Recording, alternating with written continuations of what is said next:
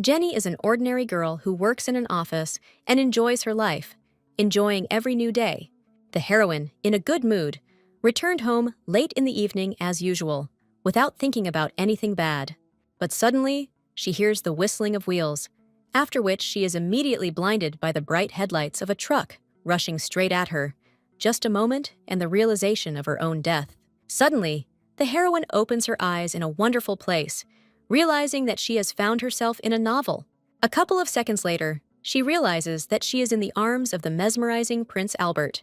For some time, the girl looked into the guy's deep eyes, examining his appearance. The entire plot of the novel instantly began to flash through my head, along with the realization that the main character found herself in the role of a prince's servant. The girl bowed her head, still a couple of centimeters from the man, trying to understand what was happening.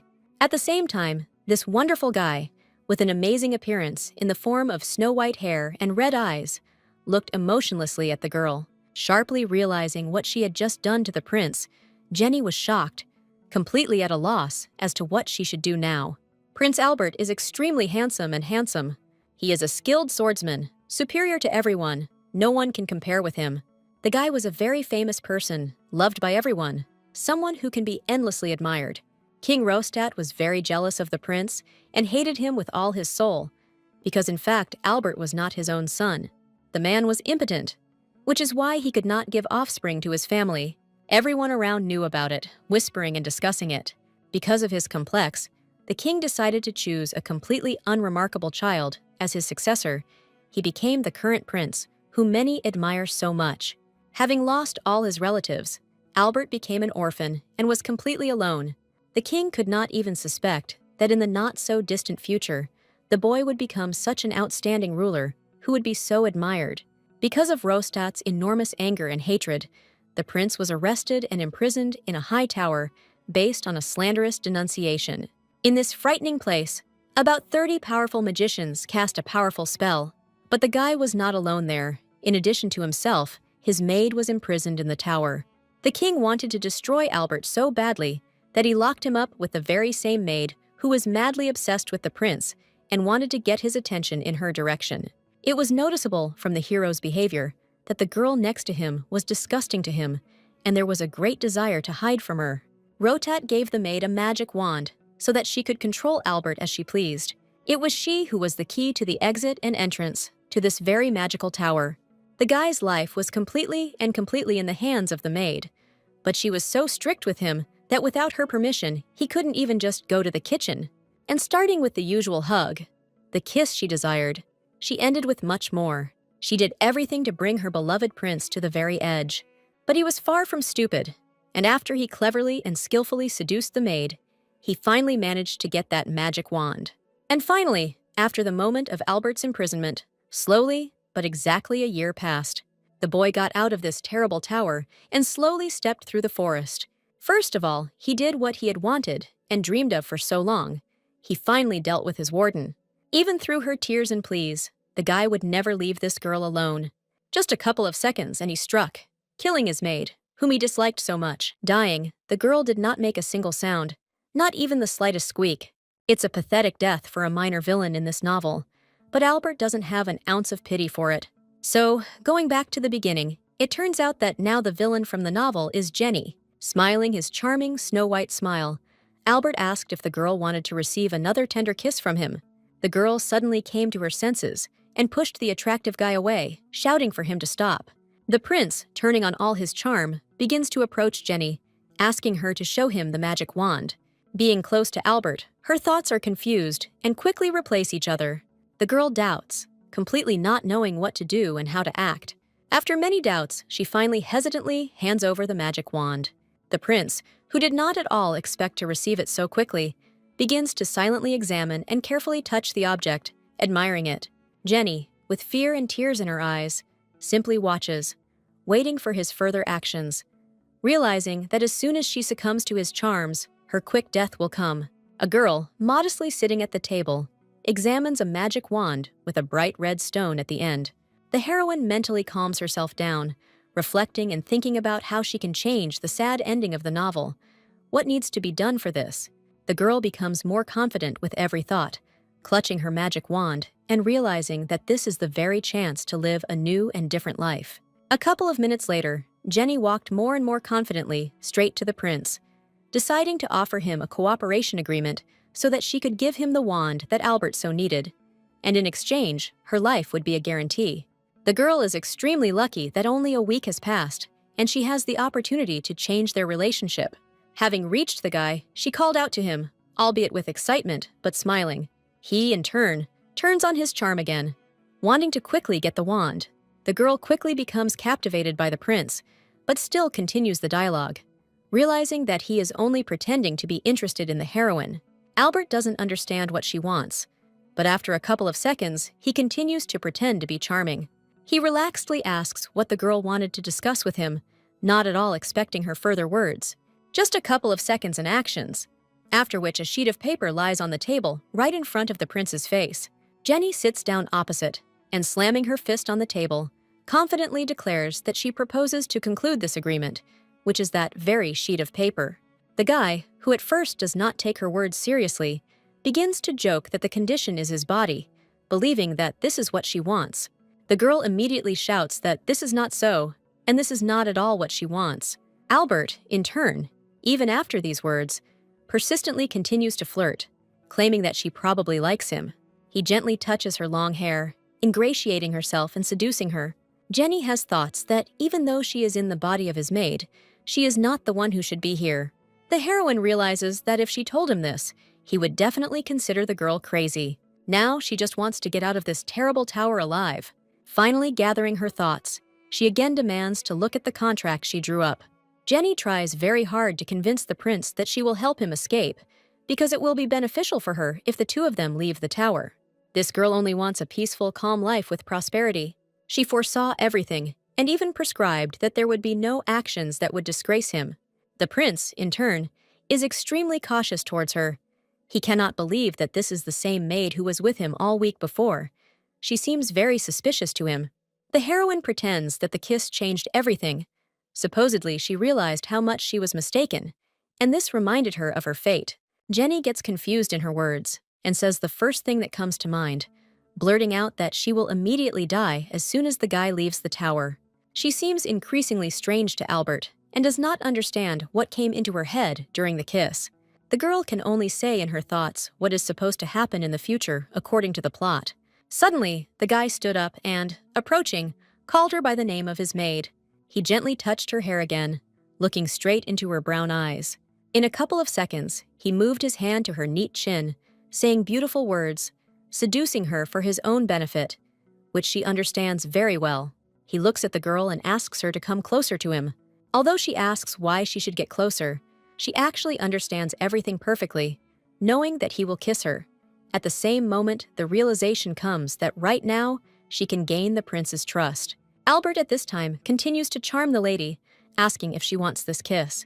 The heroine, looking with such innocent eyes, begins to say that she knows about his distrust of her, knows that the guy wants to check how she will behave. There is a slight smile on the prince's face at her words. He says in surprise that he doesn't know how or what happened, but people definitely know how to change. Jenny says that you can hardly change overnight, which makes the guy grin, realizing that she is absolutely right. But then he puts his hands on the heroine's thin waist, saying that he still hasn't checked her yet and needs to do it. The prince pulled Jenny closer to his body, which she did not expect at all. He asks the girl to tell her if she doesn't like it, but she is completely confused by what is happening.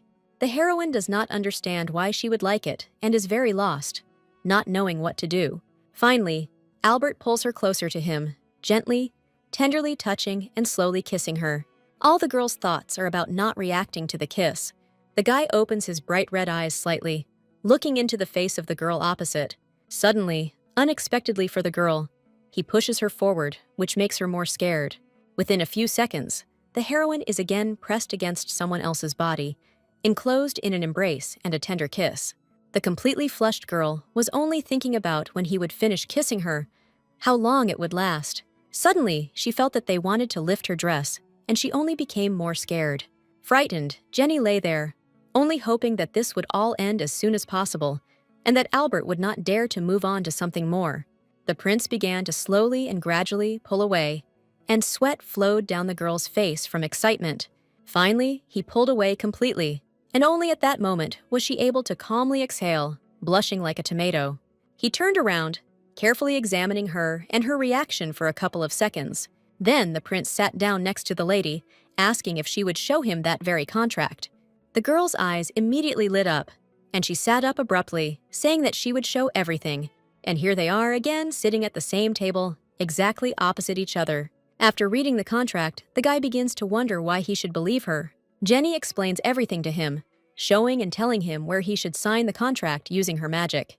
Albert begins to wonder how the maid knows that he can use magic, since this is information that is kept secret. The girl realizes that no one could know about this, and she herself read it in the novel itself. The heroine begins to show confidence, making up everything on the fly and saying that she really rushed to conclusions. She quickly and deftly gets out of the situation, talking about the reason for showing the magic wand. The prince only grins in response to this, considering this girl to be quick-witted. The guy, having no less brains than the lady sitting in front of him, begins to ask questions that confuse Jenny and make her worry. Not knowing what to answer, the girl begins to invent the stupidest excuses just to get out of this awkward situation. Her interlocutor looks at her with a grin and talks about how interesting everything is turning out. The main character only laughs awkwardly in response, hoping that he won't guess anything. The guy sharply said something that made Jenny scream, shocked by the news that in fact, the prince could not use magic within the walls of the tower, and he only needed to look at the magic wand. The girl is outraged that the final agreement can only be drawn up in words. Albert replies that it could be so, but only if he trusted her. She just grunted displeasedly, moving away from the table. The girl mentally promises the prince that she will do everything in her power, because she even signed a contract for their union, which is why she had to kiss him. But if he doesn't believe her, she will definitely give up.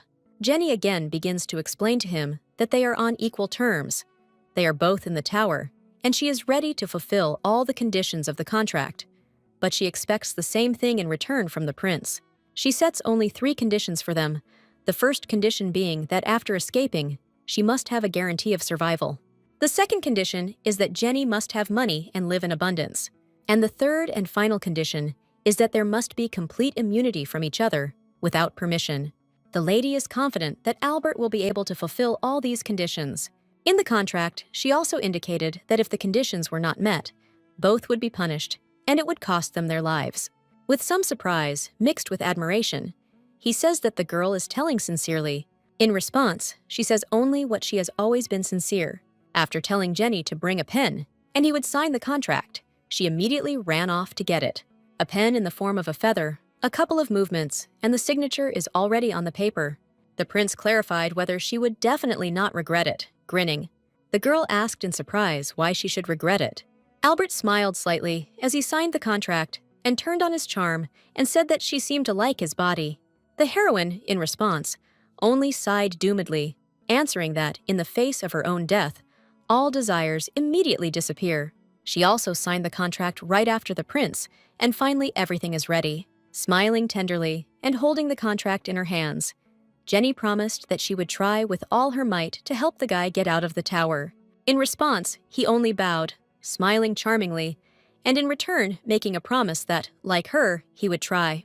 Making her bed after sleep, the girl thought about yesterday, realizing that now, because of the contract, Albert had become the most important person for her. After this, Jenny is sure that her life is no longer in danger. She is extremely lucky, because now she is even guaranteed a comfortable existence in this world. But only until their plan works. The girl needs to satisfy all his needs. Jenny looks into her reflection, still mentally thinking that she should not be underestimated. And besides, she also knows the whole plot, thanks to which she can change and prevent certain events. But another rather important point was missed. The maid is placed in the same room with the prince. The girl slowly walked down the stairs and sleepily rubbed her eyes and wished Albert good morning. Finally, having rubbed her eyes, she finally woke up, now not only hearing how they wished the same thing in return, but also seeing a half-naked guy in a white shirt, drops of water still flowing down his body. The prince turned in her direction, simultaneously talking about how he had just gotten out of the shower and finished training with the sword. Jenny turned away sharply, blushing brightly all over her face, asking if he would really walk like that. The now-dressed guy sat down on a soft sofa, asking if she was satisfied with this appearance. In response, she frowned slightly, saying that this is much better and that he should only walk like this. But the prince asks if this is necessary. The heroine blushes again and shouts that naturally this is necessary. Albert grinned, while the girl thought about how unbreakable he was. But at least everything was resolved. Then she thought about what they could call them now. Maybe neighbors, or maybe roommates. And would she really have to live in the same room with a man? One thought quickly replaced another. Still, no matter how smart the prince is, it will take a lot of time to remove the complex spell from the tower. Until that moment, they will have to live together. Jenny believes that they will need to meet as rarely as possible. She looks at the gorgeous guy, realizing that she knows absolutely nothing about him. No character, no habits, no way of life. Absolutely nothing. Nevertheless, the girl has a chance to find out everything. Jenny confidently decides that she needs to find common interests and a common language. She tells him that there are some things to discuss, and that she must find out all the prince's preferences. Albert just looks blankly at the girl in front of him.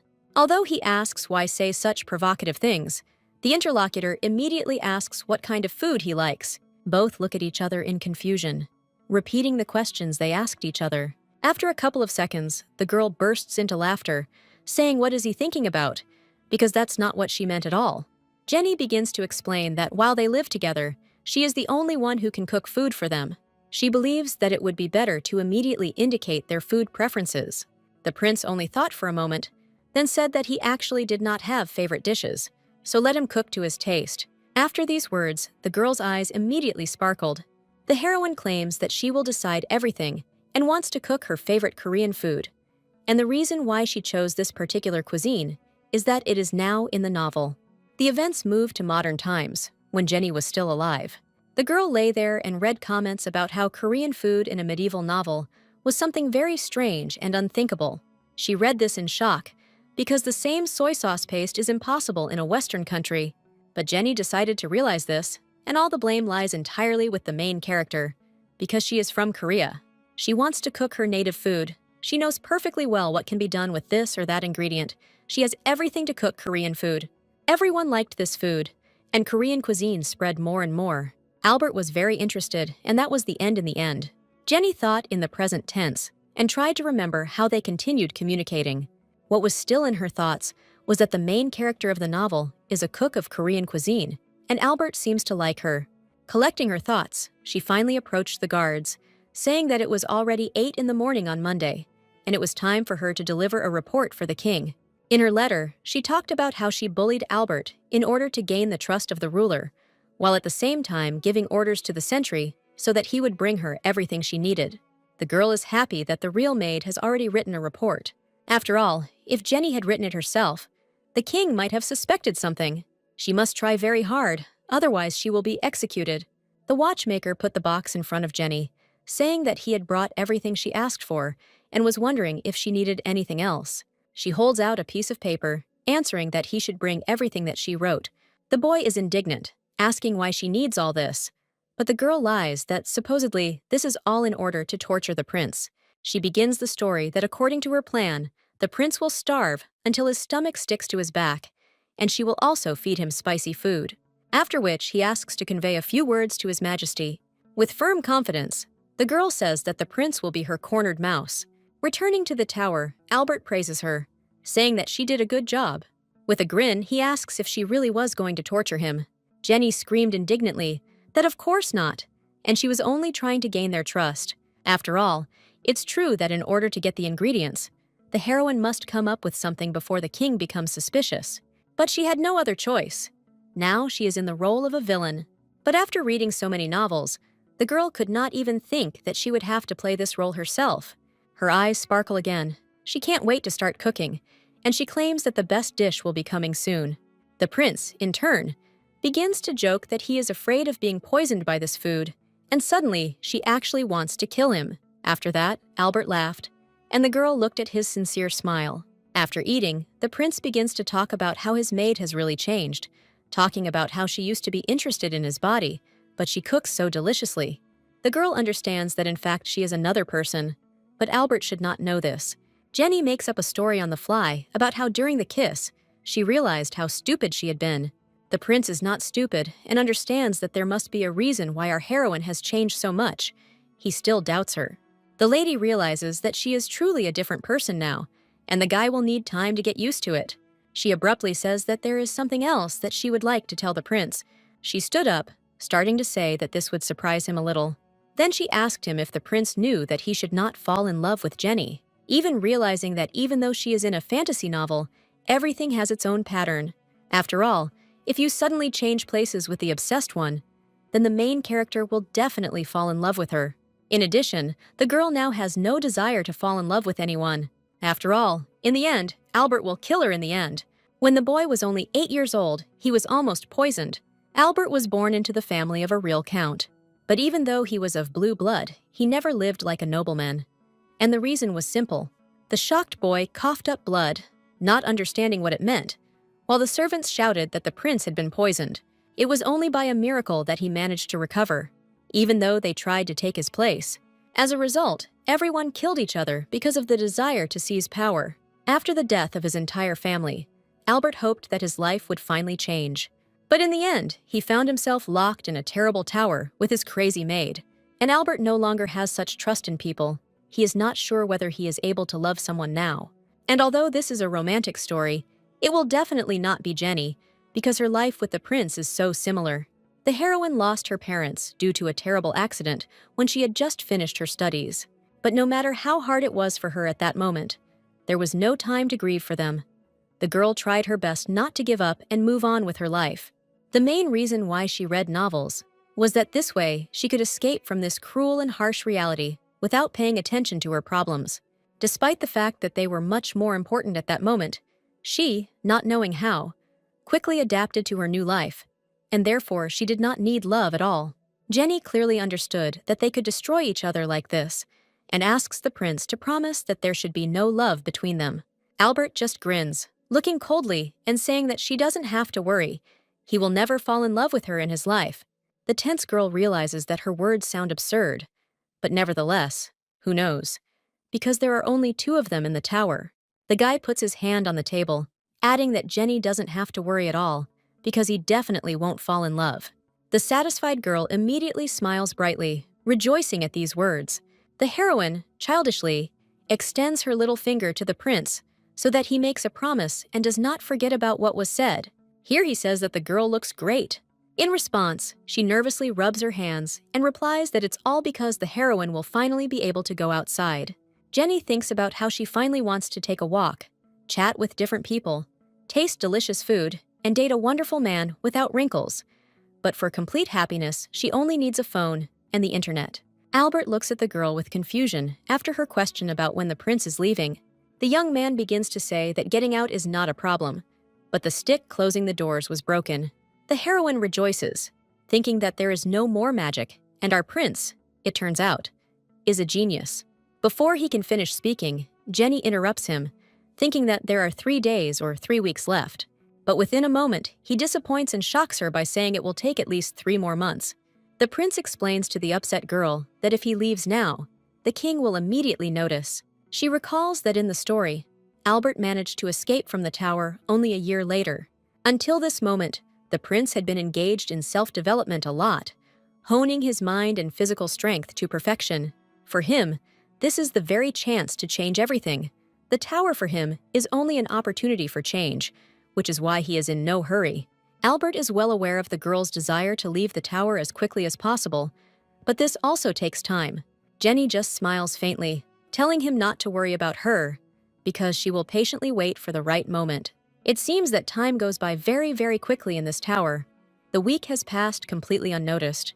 While washing the dishes, the girl wonders whether her plan, drawn up by a real rose, worked.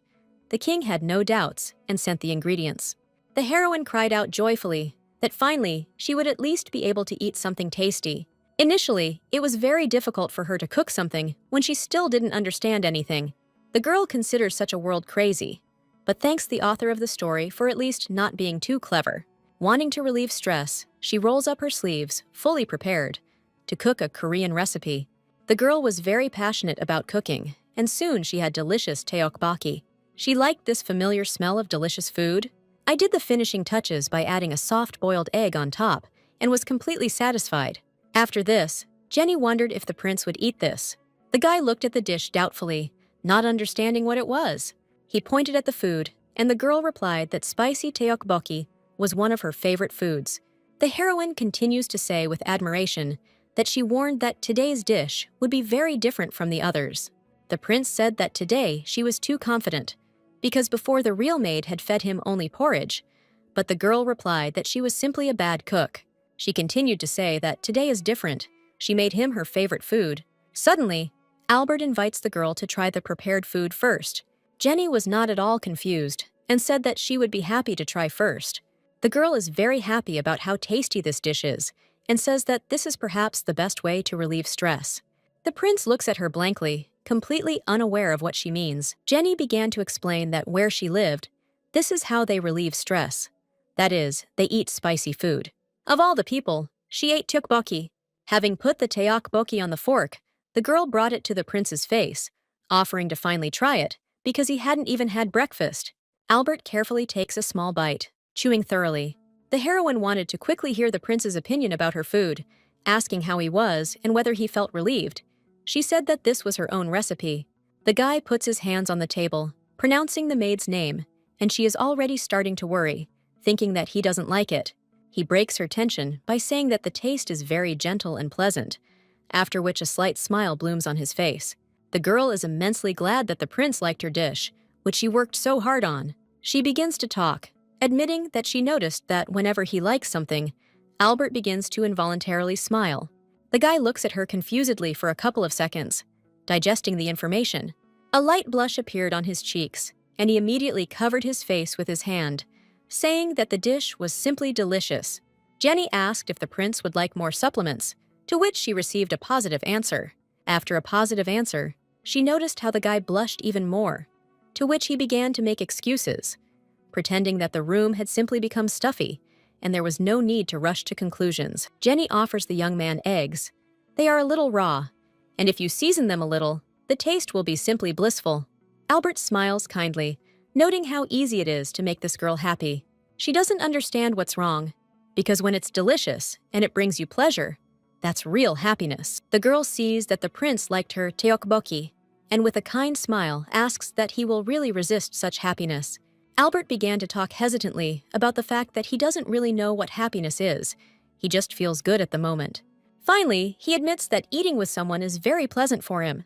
She smiles sweetly at the prince and admits in response that sharing a meal with him is also a great happiness for her. Ginny cannot sleep peacefully. She constantly turns around, feeling something unpleasant. She sits up abruptly, clutching her stomach. Not understanding why it hurts so much, she begins to go through different options, thinking that it might be because of the spicy food. Maybe the girl ate too hastily, but there are no medicines or doctors. The prince notices Ginny's movements and, slamming the book, began to approach her and directly ask the question of what she was doing. The girl was scared, not expecting to see a guy behind her. She thinks she woke him up, and before she could finish speaking, he interrupted her, asking why she was so pale. Without having time to say much, the girl simply falls to the floor, unable to resist. While Albert is examining her and questioning her, the magic wand falls out of her dress pocket. The girl claims that everything is in perfect order, and meanwhile, the wand rolls further under the chest of drawers. The prince does not lag behind, still asking what hurts her, and she finally admits about the pain in her stomach. Ginny starts complaining that her stomach hurts, and it's all because of tteokbokki. The guy, already understanding the whole situation, wants to help her and asks to tell her where the wand is. The lady immediately reached for it. She suddenly realizes that the wand is missing. The prince claims that the wand could not just disappear like that, and he needs to take a good look at everything again. With dissatisfaction, Ginny says that the wand seems to have fallen. With trembling hands, she shows the needle and says that she has one method of treatment using a needle. She sharply pierced her finger, after which the prince grabbed her hand, shouting that it was dangerous. The girl begins to say that in the world where she lived, this is how diseases are treated, and after that, the pain goes away, and all because of black blood, as Ginny claims. Albert begins to laugh, covering his mouth with his hand and starting to assent, saying that this really is an excellent treatment. He, chuckling, begins to thank her for the new knowledge and then asks if her stomach hurts. The lady says that she feels better and asks to borrow a handkerchief to wipe off the blood. The prince declares that now he himself will help her. The girl does not understand what the guy means by holding her hand in his hand. Suddenly, he brings her hand to his mouth, gently running his tongue over the wound, licking the blood. The shocked girl can only silently watch his actions. Albert looks at her with half-closed eyes, saying that where he lives, this is how they clean up blood. As a result, the girl could not sleep that night. And all because of the prince, who seems to be deliberately, constantly lavishing charm around himself. Suddenly, she becomes embarrassed and blushes, catching herself thinking that she has too many thoughts about Albert. It seems as if he is flirting with her, but she already has a lot of problems. The plot cannot be changed under any circumstances. But what if the prince really likes Jenny? What if this is her secret desire? The girl quickly pushes these thoughts away from herself and laughs awkwardly at herself. And yet, when a single man and woman are in such a situation, it is only a matter of time for them to fall in love with each other. The heroine firmly decided that if Albert fell in love, she would leave the tower and finally live a new life. However, what to do if they are in the same house? In the following days, the girl tried not to get close to him, avoid his gaze and keep her distance. Just 4 days ago, the prince asked if she was feeling better, but she pretended that she had left something and quickly left. Although this seemed strange to the guy, he did not attach much importance to this situation. 3 days ago, he noticed that she was not eating. Jenny only replied that she had decided to go on a diet. 2 days ago, she pretended to be busy all the time, just not to contact Albert. A day ago, as soon as he wanted to approach the girl, he noticed a sign saying that the maid was working. The heroine tried to avoid the prince as much as possible, but he again noticed that she was not eating anything. No matter how she tried to excuse herself, she had to sit directly opposite him to eat. The girl only thought that she needed to quickly find an excuse and leave. That's all she could say. At the same time, the prince was trying another strange dish from Jenny. Remembering all the situations with Albert, she thought about whether it would be better for them to communicate more now.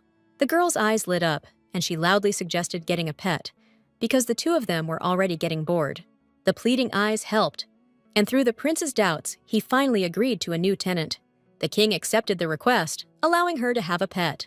With great surprise, the girl looked at the animal, not understanding who it was. The employee began to explain that this was a cat that had recently been weaned. During this story, the so-called cat quickly ran behind the girl's back. She turned around with absolute incomprehension, because 30 powerful magicians had placed protection on this tower, and this animal was able to enter so easily. The employee says that if something happens, they can bring another one if this one is not to their liking. Jenny looked at the cat, realizing that she was now left without a mother. Immediately, memories flashed through her mind of how she, too, once had to be left completely alone. The heroine smiled, saying that she would take it for herself. Finally, after fiddling with the boxes, the girl can exhale in relaxation. Opening the box, she tries to remember how many dresses she asked for. Turning around, Jenny noticed the pet, still realizing that no matter how you looked at it, it didn't look like a cat. It is white, has a small horn, has wings and a tail, and also stands on 2 legs. She thought that the cat looked like a dragon from a fantasy film, and there was nothing like that in the original plot. The girl was scared. Could she really see Jenny? It's like a cat from a completely different world.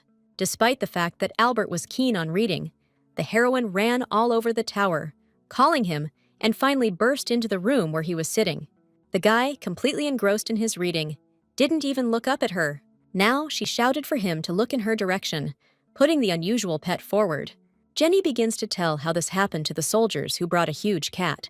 What surprised her even more was that this creature spoke like a human. Albert calmly told the girl that she now had a real dragon in her arms. The girl's thoughts are confused. She does not remember such creatures in the novel. She had the idea that since this was her pet, she could leave the tower, kill the king, and fly far, far away. The prince also notes that this is very strange, because only 2 types of people can see the dragon's true face. The first are the dragon guardians, and the latter are magicians. But the girl is neither one nor the latter. Jenny has thoughts that maybe she could be a dragon keeper. Out loud, she only said that it could only be the effect of the tower. Albert says that you shouldn't admire your pet so much, because it's just a baby dragon. After the girl's misunderstanding, he begins to explain everything. Since a dragon and a baby dragon are different animals, A dragon that has become an adult is a truly powerful beast. It can cause natural disasters and create powerful energy. This is a powerful creature that can transcend time and space. The cubs are not capable of anything from this list. It's a shame to call them dragons. They are quite weak and can be killed very easily. That's why he disguised himself as a cat, just to protect himself and grow big, to survive more than 500 years. Already when he is 500 years old, he will have to awaken. Jenny thinks that he will be an adult and strong dragon, but the prince's next words sadden her. The girl cannot believe that they died during the tests. She sincerely wants to find a way to survive. After this, there were long and terrifying explanations from Albert about how the dragon must grow up alone. Most of them die without experiencing difficulties along the way. Adult dragons are extremely rare, but by becoming its guardian, you can share this pain, so the dragon will have a better chance of surviving. But this unbearable pain is close to torture, and so most of the dragons die without ever reaching adulthood. This news greatly upsets the heroine. Jenny wondered why dragons do not help their children, but the prince himself cannot answer this question. Instead, he says that the girl can give him her love before he dies. She understands everything, but she needs time to think, so the girl asks the prince to wait. Jenny examines the pet, who is smiling happily. The dragon's stomach began to growl, indicating that he was already hungry. The heroine at this moment understands that Albert is right, after all. If we take responsibility for someone else's life, then we need to try to make sure that he does not suffer after this. She is confident that even after becoming a ghost after death, she will take care of the dragon. And now it's time to feed him. The dragon is impressed by how beautiful the dish intended for him looks. Jenny hands him the French toast, holding it with chopsticks. The dragon's eyes lit up immediately after the first bite, his mouth watering at how delicious it was. Looking at all this, the girl thought how old this baby is, and how much he looks like a child. While he was eating toast, she decided to ask the question that interested her so much. After chewing, he cried out that he was 499 years old.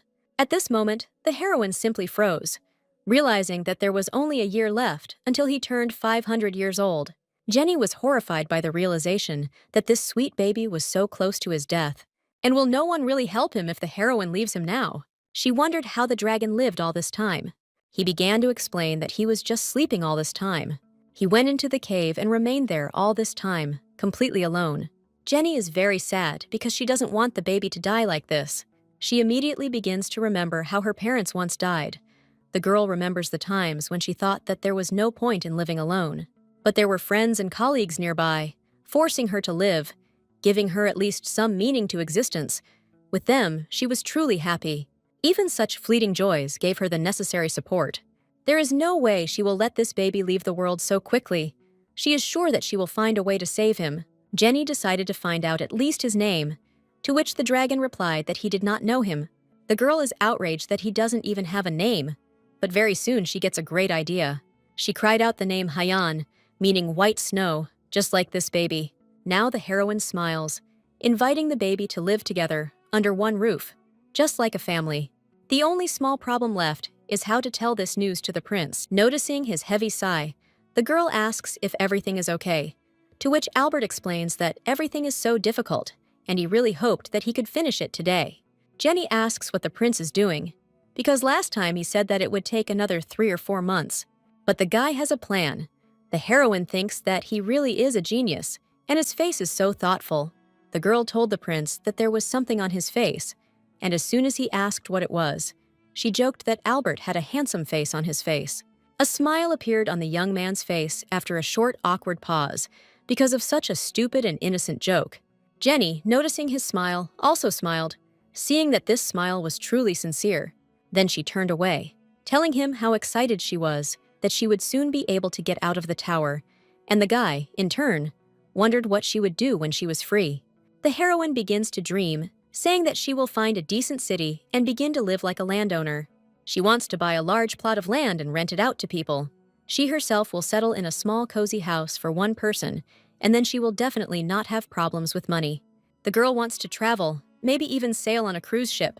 She continues to dream of eating at a famous restaurant, ordering various sweets that she adores so much. Or maybe he'll just hire a good pastry chef and organize a pastry festival. The prince understands that this is a very ordinary life, and Jenny confirms this, saying that she likes such simple things, because living a normal life is not as easy as it might seem. Albert just looks blankly, wondering what the difficulty is. The girl only answers that the prince cannot understand, because he has always lived in luxury. She only wants to enjoy a simple and normal life, without anything else. But then the girl asks in response what the prince will do behind the walls of the tower. He answers without a doubt that he must become king. This is his only way to continue living. Jenny reflects with some sadness that their plans for the future are completely different. The girl understands that this is how it should be. After all, Albert is the main character, and she is only in a supporting role, of course. They cannot have a common future, and the prince's life must be truly eventful, completely different from Jenny's life. The prince confirms with a grin that they will part ways immediately after they leave the tower. The heroine decides to get to the point, starting a different topic. She finally says that she decided to keep the dragon with her, but the prince does not understand at all what this has to do with him. The girl explains that when he returns to the imperial palace, although she really does not want to burden him, she wants to stay with Hyan. The prince becomes gloomy, asking again who she wants to stay with. Jenny points to the baby dragon, explaining that she gave him that name. Albert frowns, realizing that not even a day has passed, and the dragon has already become attached to the girl. She awkwardly replies that the time they spent together was the best. The guy sighs, completely confident that Jenny will not leave the dragon to its fate, but warns her that later she will greatly regret not letting him go now. But nevertheless, for now she regrets that she met this sweet creature. The prince asked her a completely logical question. What would she do during his awakening? Or, for example, what if Hyan left her? The very probability that he will survive is 1 in 1,000. It is stupid to start this relationship, because everything is predetermined. The girl immediately objects, saying that this is only the very beginning of their relationship, and it is very stupid to give up. Happy memories will definitely remain.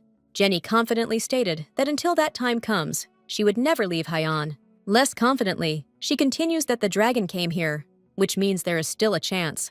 Without her previous confidence, the heroine wondered if she had accidentally offended the prince. Suddenly, he will have the idea of cutting his throat for such insolence towards him. The prince replies that she should already do what she wants. It seems that the lady was able to convince him, and he will not interfere with her. He initially assumed that she would do something like this. Albert is not at all surprised and would be lying if he said that this is not the case. Then he unexpectedly asks to cut his hair in the evening, because the back of his head is already very overgrown, but the girl wants to refuse under the pretext that she has never cut her hair before. She wonders if they didn't promise each other not to go into their rooms. The guy promises that everything is fine. She will only need to cut his hair as directed. Jenny sighs heavily, wondering if this is hopeless and if she should even agree. The prince called the girl, and starting to turn around. Due to carelessness, she slips off the step. The frightened heroine closes her eyes, already preparing to fall down the stairs. After a couple of seconds, she is surprised to feel no pain. Slowly opening her eyes, the girl sees in front of her the guy in whose arms she is now, while Albert looks at her in response, asking her to be more careful. Surprisingly, he pulls her closer into his arms, and Jenny can feel the pleasant aroma coming from the prince. Afterwards, the guy carefully asks if she is okay. The embarrassed girl blushed brightly and moved away from the prince, thanking him as he repeated the words for her to be careful on the stairs. Jenny hurriedly began to descend further, saying that she would go cook rice. While cooking, she remembered the situation, thinking what it was, because now there was no way she could calm down. Then Hyan tells her that she is all on fire. The girl replies that she is not hot at all, after which there is an awkward pause. The little dragon stretches and asks that, "Isn't it great?" To which Jenny replies that she will cook a delicious meal. If only she had a cell phone, she would have taken so many photos of this cute creature. Hyan begins to look at the fried chicken with interest, asking what it is. Jenny, with a smile, says that everything is ready, and does the dragon want to try? To which he declares his desire to eat everything. The heroine hands him a piece of chicken, warning him that it is hot. Hyan immediately began to happily taste the dish prepared by the girl. He happily states that the dish tastes so familiar, and immediately begins to quickly eat the entire chicken. The girl is happy that he liked the dish so much, but she asks him to leave at least some for the prince. Jenny brought the food to the guy, confident that it was the food of the gods, and that he would definitely like it. Carefully looking into the room, she notices a tense and dissatisfied guy. He tries to conjure something with his wand, but he obviously doesn't succeed and he only gets angrier. The mercenaries set fire to the estate where the king was staying. As a result, all the people who were there died. Everyone still thinks it was an accident, but it was clear that it was an attempt on the king's life. The prince turns around, noticing the girl, and asking how long she has been here. Her hands are shaking, but she says that she has just arrived and is trying to carefully place the dish for the prince. He touches the lady's forehead, but she says that everything is fine and is worried that she interrupted her work. The prince notices that the girl seems to be sick, and then begins to say that he did not think that it would take longer than planned. Then he approached a little closer, asking if she was surprised, and Jenny honestly admitted that she was indeed very surprised. Albert didn't know that the wand might not actually work, and after that, the girl's swearing could be heard. The prince laughed, saying that it was the first time he heard the girl swear, but she silently puffed out her cheeks and said that his work was a waste of time. Isn't the guy upset about this? Albert exhales, admitting that he is slightly upset, but anger and sadness will not help. He needs to think about how he can increase his strength. He wants to carefully plan revenge and finally kill the current king, after which he will become the new one. The girl is sure that just thinking like that, but doing nothing, is absolutely useless. She suggests that since the prince cannot do something, then she can try, because she is capable of something and it will not be a joke. Jenny began to swear rudely, to which the prince laughed, asking where she learned that. Finally, she switched to food, saying that it had cooled down and we could start dinner. The guy noticed that the food was no longer red, but Jenny assured that today's dish was also very unusual. She moved a chicken leg towards him, saying that this was the most delicious part. The prince asked in bewilderment that the leg was really the tasty part. The heroine began to say that traditionally, when chicken is served, it means that they really value the person for whom they are cooking. She said that she really likes the prince. He asks that when he tries the dish, let him be sure to say whether he liked it. He responds with a smile and words that you shouldn't exaggerate your sympathy for him. Jenny says that the prince should eat quickly, otherwise the chicken will get cold, although it is tasty even when cold. But the guy doesn't even understand how to eat it. The girl immediately began to explain that you just need to take it with your hands and eat it. After asking why with her hands, she replied that, of course, you can use a fork, but it's inconvenient. While the girl is chewing, the prince says that there are so many outstanding chefs in the world, but there is no one even like her. This is so strange for him, because no one has ever eaten with him or prepared such unusual food. The heroine suddenly began to wonder if Albert would fall in love with Ina, because this was supposed to happen. As far as she could understand, the plot here is slightly different, but Ina is so wise and beautiful, it seems that, unlike her, Jenny is not at all suitable for the prince. This is probably where the plot coincides. It would be strange if this guy could fall in love with our heroine. Then Albert asks what the girl was thinking about.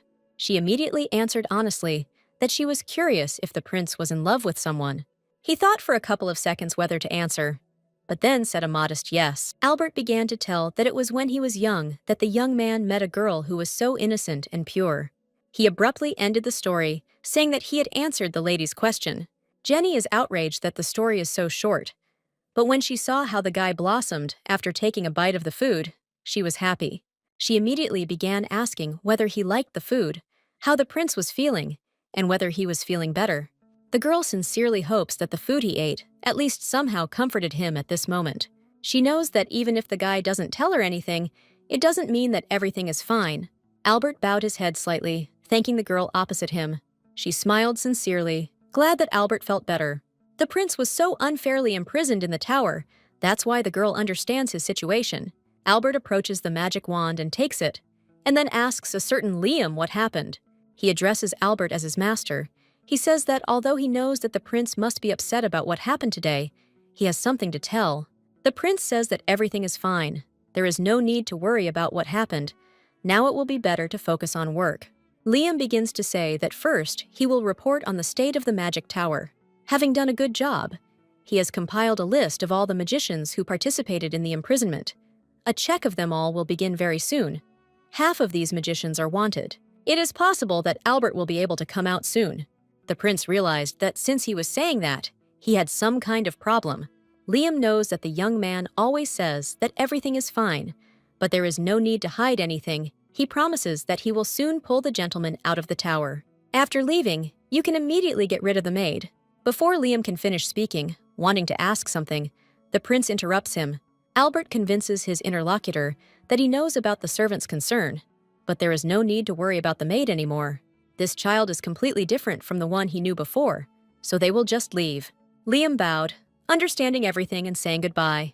This is so strange, because when he first found himself in this tower and met the maid, Albert thought of killing her right away. It's just that the current maid seems to have become a different person. He cannot figure out why or how she was able to change so much. The prince is completely confused as to whether life in the tower has really changed her so much. But is it a lie or is it reality? Currently, the girl is lying on the floor, thinking about something and making notes on a piece of paper. Jenny notices that the dragon will eat any food. Probably its body is similar to that of a human. And to become stronger, he needs to increase his endurance. But for this, he needs to train well. A tired girl realizes that all she can do is only basic exercises. How she misses useful videos from the internet. The heroine gets up from the floor, deciding that she urgently needs to come up with something. For this, a good option would be to ask the prince, because he definitely should know something. She lay down on the floor again, deciding that it would be tomorrow morning. Of course, the training will not be easy, but it is necessary. Already in the morning, a sleepy girl came down the stairs, yawning and rubbing her eyes. Hearing the prince call her, she wishes him good morning, without looking in his direction. But as soon as she looked in Albert's direction, she immediately turned bright red and screamed. The prince, who looks like he just got out of the shower, looks in the direction of the girl with incomprehension. Immediately after, he wonders what she is doing here at such an early hour. The completely embarrassed girl is unable to utter a word because of such a picture. Finally, the same Red Jenny talks about her desire to force the dragon to train. She believes that this is her first step in caring for the dragon, and it is about endurance. The heroine decided to ask the prince for advice, precisely because she herself is terrible at sports. He thoughtfully said that after all, she was really heartless, like a maid. The girl decided to abandon the dragon and come to the prince for advice. Then Jenny realized that it was impossible to object here. The girl wondered how to get Albert to help her, but before she had time to say anything, the prince himself ordered her to listen to him carefully in this case.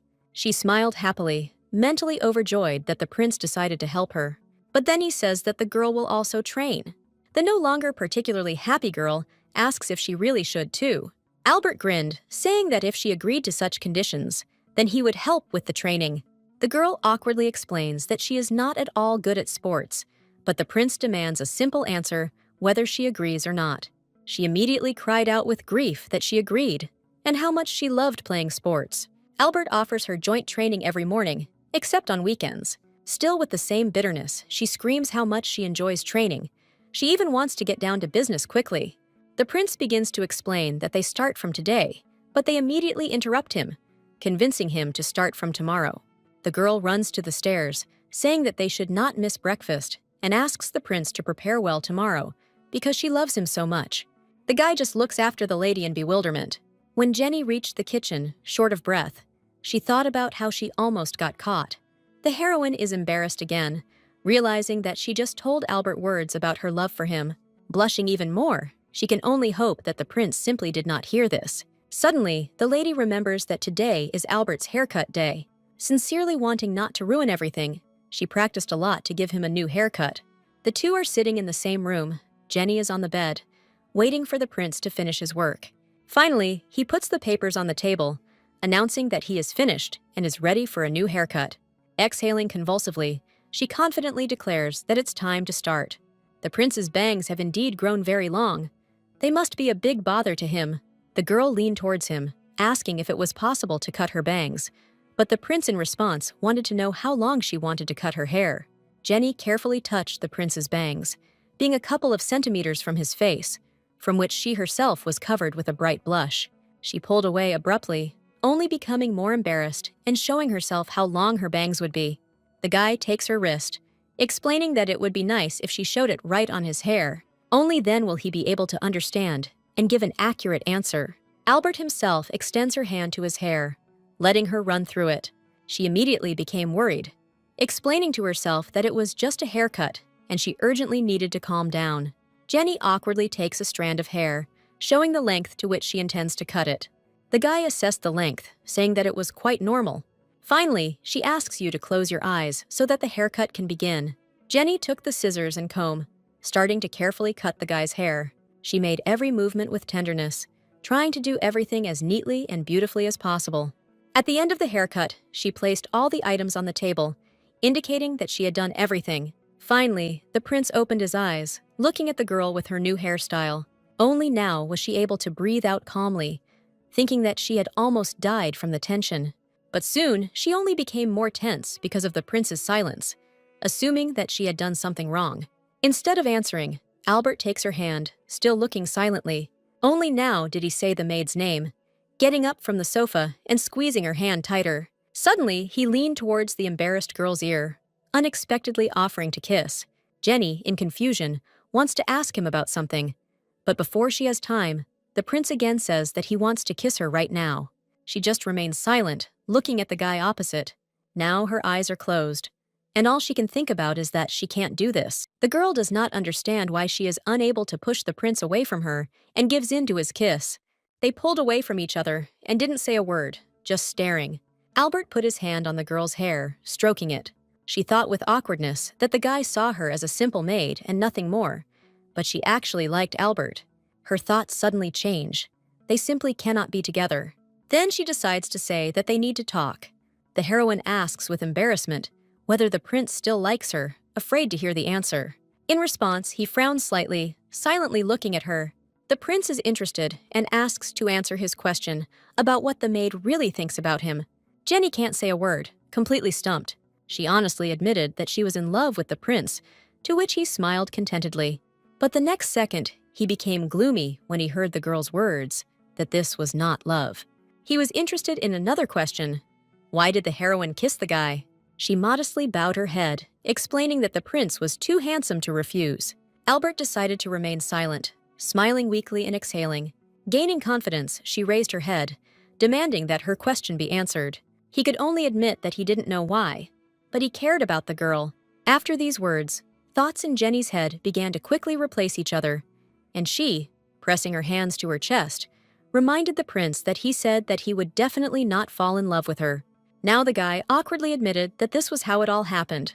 Still, he is not stupid, and quickly noticed that the maid seemed to have become a different person, and this was extremely strange. The prince leaned closer to the woman's face, saying that after all, he was a person who was not used to unrequited love. Albert says with complete confidence that he will definitely make you fall in love with him. The girl was partly horrified by this turn of events. It was difficult to accept that the prince really liked her. Suddenly, a ringing sound was heard on the table, and she immediately turned around to find out what it was. The wand rang, lying nearby on the table. The young man said that he heard, and she heard his confession. The heroine became even more embarrassed, because this means that now he will not pretend. A male voice came from the wand, introducing himself as Baron Bergen, and delivering the news that Duke Mason had been attacked by a magician. He is not in the best condition right now, and therefore the prince must come to him personally and make sure of everything. Albert looks thoughtfully at the wand, repeating only the word Duke. Then he turned to the girl, apologizing and saying that he needed to go out urgently.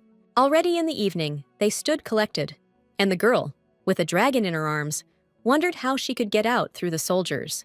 The guy, prepared for anything, explains that they will not go through the door, but through the air. Now Albert asks only that she trust him. In complete bewilderment, the girl begins to wonder why the third floor. Instead of answering, the guy waves his wand, clearly planning something. Within a couple of seconds, a symbol unknown to the girl appeared, and the ceiling disappeared completely. Albert extended his hand to her, asking her to take it. The heroine complied with his request, and immediately after felt her feet leaving the ground. In a couple of seconds, they found themselves outside the walls of the tower, in the enchanting light of the moon. Raising her head, Jenny looked at the sky, wondering if this was even real. The sky seemed incredibly beautiful to her now, especially with such an unusual moonlight. For her, this clear sky is amazing. She is happy to finally feel the fresh air. Here, the girl turns her head to Albert, wondering if he hasn't become happier being outside the walls of the tower. But in fact, he doesn't feel much change.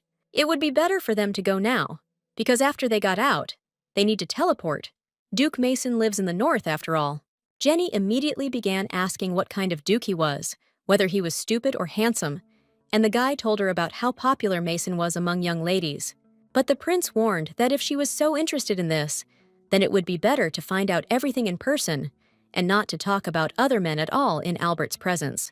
The girl awkwardly changed the subject, stroking the dragon and saying how she wanted to teleport as quickly as possible. The prince made a wave, uttering only one word to put protection on the girl. This made her more excited, almost dropping Hyan. But a second later, she blossomed, childishly thinking that if she also cast a spell, she would be able to use magic. But Albert grins, explaining that the spell is just the last nuance in magic. He turned his head forward, seeing that it was now dark, and said that he would now need to light the way. Having uttered the spell, the guy closed his eyes and furrowed his eyebrows. The heroine immediately ran up to him, asking if everything was okay, but the prince only said to focus on the spell. In her thoughts, Jenny understood that he looked extremely bad, and she would definitely need to ask about it later. Finally, their feet set foot on such desired land. The guy called her by name and began waving his magic wand, again planning something. From these movements, a symbol was obtained, which the prince calls the magic circle, which is the core of this magic.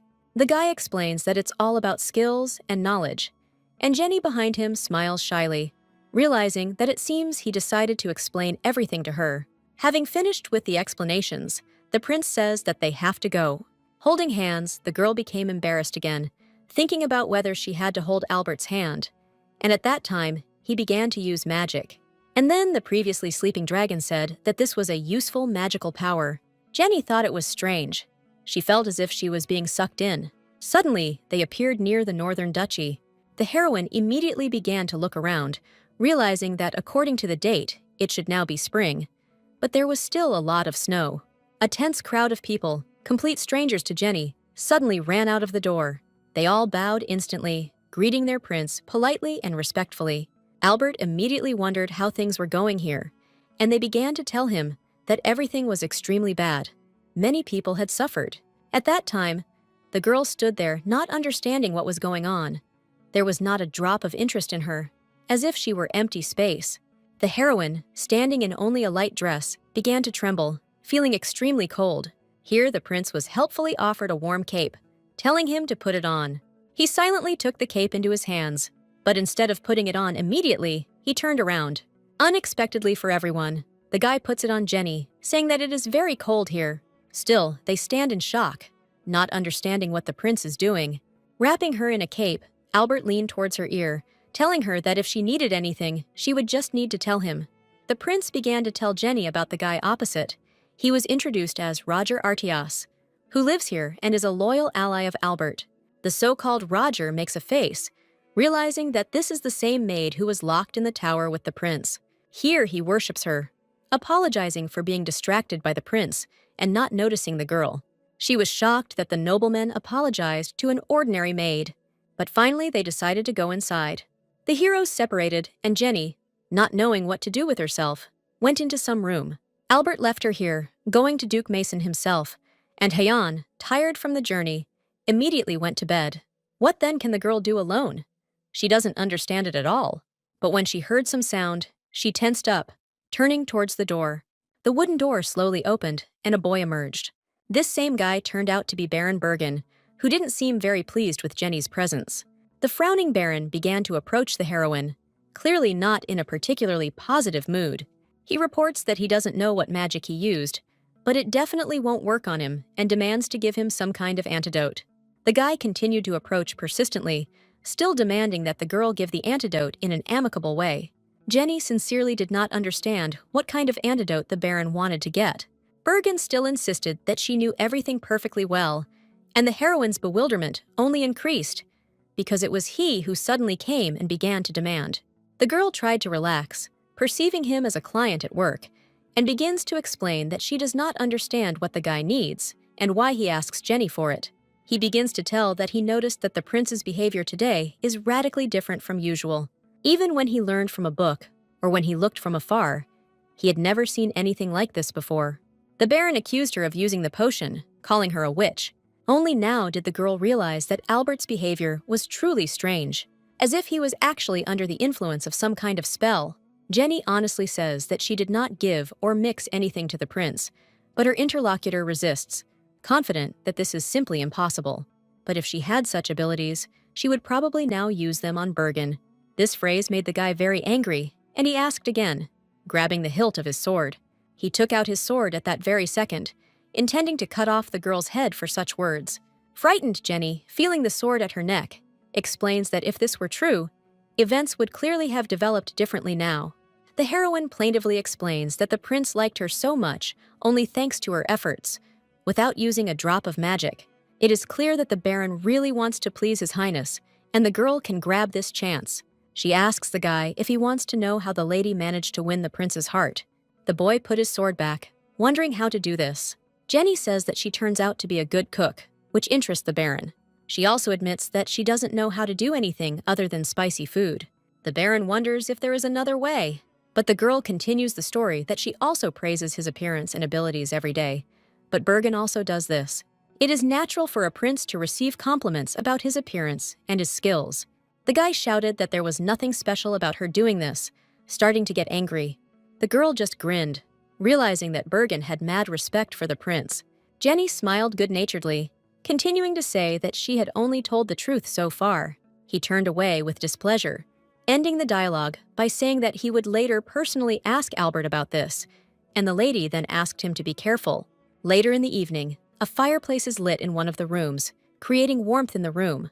The girl slept peacefully in an embrace with Hyan, covered in moonlight. The prince approached her, informing that it is time for them to return home. Jenny tosses and turns, saying that she is cold. The guy utters a phrase that the sleeping girl did not hear, and continued to sleep peacefully. Albert reaches out to her, carefully tucking her hair behind her ear. The sleepy girl opens her eyes slightly, thinking that this is Hyan's touch.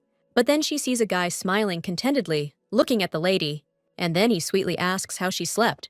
Jenny's face turns bright red, and her heart is beating wildly, while the girl herself hesitantly reminds the prince that this is a violation of the contract. But he replies that he received her permission, even if the girl does not remember this. The heroine suddenly remembers a moment that she did not pay attention to at first, but it was then that Albert asked permission to touch. Then she just sat silently, averting her eyes, and realizing that in fact the guy was not disgusting to her. But nevertheless, it is not clear what came over him. Suddenly, a sound is heard from under the blanket, to which both pay attention. The dragon says that he cannot breathe like this. A sharply snow-white creature leaned out, smiling joyfully. Jenny immediately apologizes to him for wrapping him up in a blanket like that. The heroine sincerely hopes that Hyan will save her from the seductions of the prince. But turning around, the dragon sees the prince's gloomy face, which does not bode well. Hyan galloped away from them, finally saying that they should decide these matters themselves. To this he added that he was afraid of this man, meaning the prince, and the latter took this as a compliment. Then the girl begins to say that although she gave His Highness permission, she cancels it. With a weak smile, Albert chuckled, also looking at the heroine. Subsequently, he stood up, saying that, although it was sad, nothing could be done. But the girl was sincerely surprised by this obedience. Before this, the prince looked as if no matter what the lady said, he would still ignore it. But why did Albert's behavior change so much? He's not enchanted by magic. Suddenly, this was just another terrible plan to kill Jenny. Then, he called her by name, and the girl immediately responded. Albert suddenly wondered if she was sad to leave this place. The girl is only a little sad, because the place is so beautiful and the rooms are large. But in the tower, it's not like that at all. But now they need to return, and later, they might be able to find out how to change the interior of the tower. Joyful Jenny had already begun to pronounce words of love to the prince, but quickly corrected herself. She turned away awkwardly, realizing that she had almost blurted out too much again. But then the prince asks why she changed the sentence. Let her continue to say what she originally wanted. Albert knows very well that the girl says this without thinking. The guy approached, asking her to just say it without thinking about anything. Jenny felt embarrassed, because she couldn't express it so easily in words. The girl could only shyly show her heart above her head with her hands, which meant love. The prince asked displeasedly whether love really meant this action with his hands. The heroine immediately said that there was something similar, but only with her fingers. Albert chuckles, telling her that he didn't know about such gestures before. The girl turned her head away, exhaling and thinking that she had gone off topic, while the prince, meanwhile, tried to repeat the gesture with his fingers. Then they enter the room. announcing that Duke Mason has arrived. Albert reports about his vacation, and the girl next to him, on the contrary, begins to be interested in the Duke. She immediately thinks about how handsome he is. He must be handsome. Thinking about this, Jenny carefully adjusts her dress to make sure she appears well in front of the Duke. The prince immediately notices the lady's behavior, realizing that she is definitely concerned about this, but she makes an excuse by saying that she only wants to observe etiquette. But the guy already knows for sure that this is the only reason. Albert exhaled, telling her to finally go out. And in response, the girl's eyes sparkled happily. And then the door slowly opens, revealing what is behind it. Baron Bergen and the long-awaited Duke Mason are also there, whom the girl immediately began to admire, thinking that he was truly a northern duke. Mason came a little closer, first greeting the prince, and then paying attention to Jenny next to him, calling her the same devoted person. After such words, she all lit up with joy. The Duke orders her to take care of the guy by giving her such an important task. Jenny responds positively, surprised that Mason did not ignore her or show hostility like Schubert. The men began a conversation among themselves. Mason reports that the prince probably feels bad because of the amount of magical power that he used up. The Duke is extremely interested in why he is in such a hurry, neglecting this. After these words, Bergen wanted to insert his words, but he interrupted. Albert, without allowing the Baron to say anything, began to say that the Duke had also recovered and there was no need to stay here. The prince tried his powers in the tower, but they are not stable, and it is never known at what moment they may be revealed. It will be better come back. Mason understands everything, regretting that this happened because of his negligence. But for the prince, the main thing is whether the guy brought what they once talked about, to which he received a positive response. The heroine saw them handing over an unknown bag, which interested her. Suddenly, this same bag flies into the girl's hands, in response to which she wonders what it is. They begin to explain to her that she has a chance to take the item she likes with her. After all, this is a magic bag that expands inside and can accommodate any item. Albert tells her to take whatever she wants here. She asks in shock if she really can take anything and receives a positive answer. The girl warns that the prince himself allowed her to do this, but he only tells her to do as he knows. Jenny's eyes lit up brightly, and she happily set about her task. Finally, she exhales in satisfaction, having collected a whole bag of what she liked about this place. Jenny says that she diligently followed His Highness's order, completely satisfied. The prince just grins at the girl and talks about her incredible kindness. At the same time, behind them, stand the incomprehensible Duke and Baron Bergen, completely shocked by this picture. The girl, looking at the bag, very much doubts whether she will be able to take it all with her, but the prince asks her to trust the magic. She lifts the bag with the utmost ease, which is extremely shocking to her, because it seems so heavy. But then the lady takes the bag more comfortably and smiles with a sincere smile. Albert says that it's time for them to go and holds out his hand for the girl to take. She begins to reach her hand towards the prince's hand, thinking how unexpected this is. And then that bag appears in his hand, and the girl herself calls the dragon to her.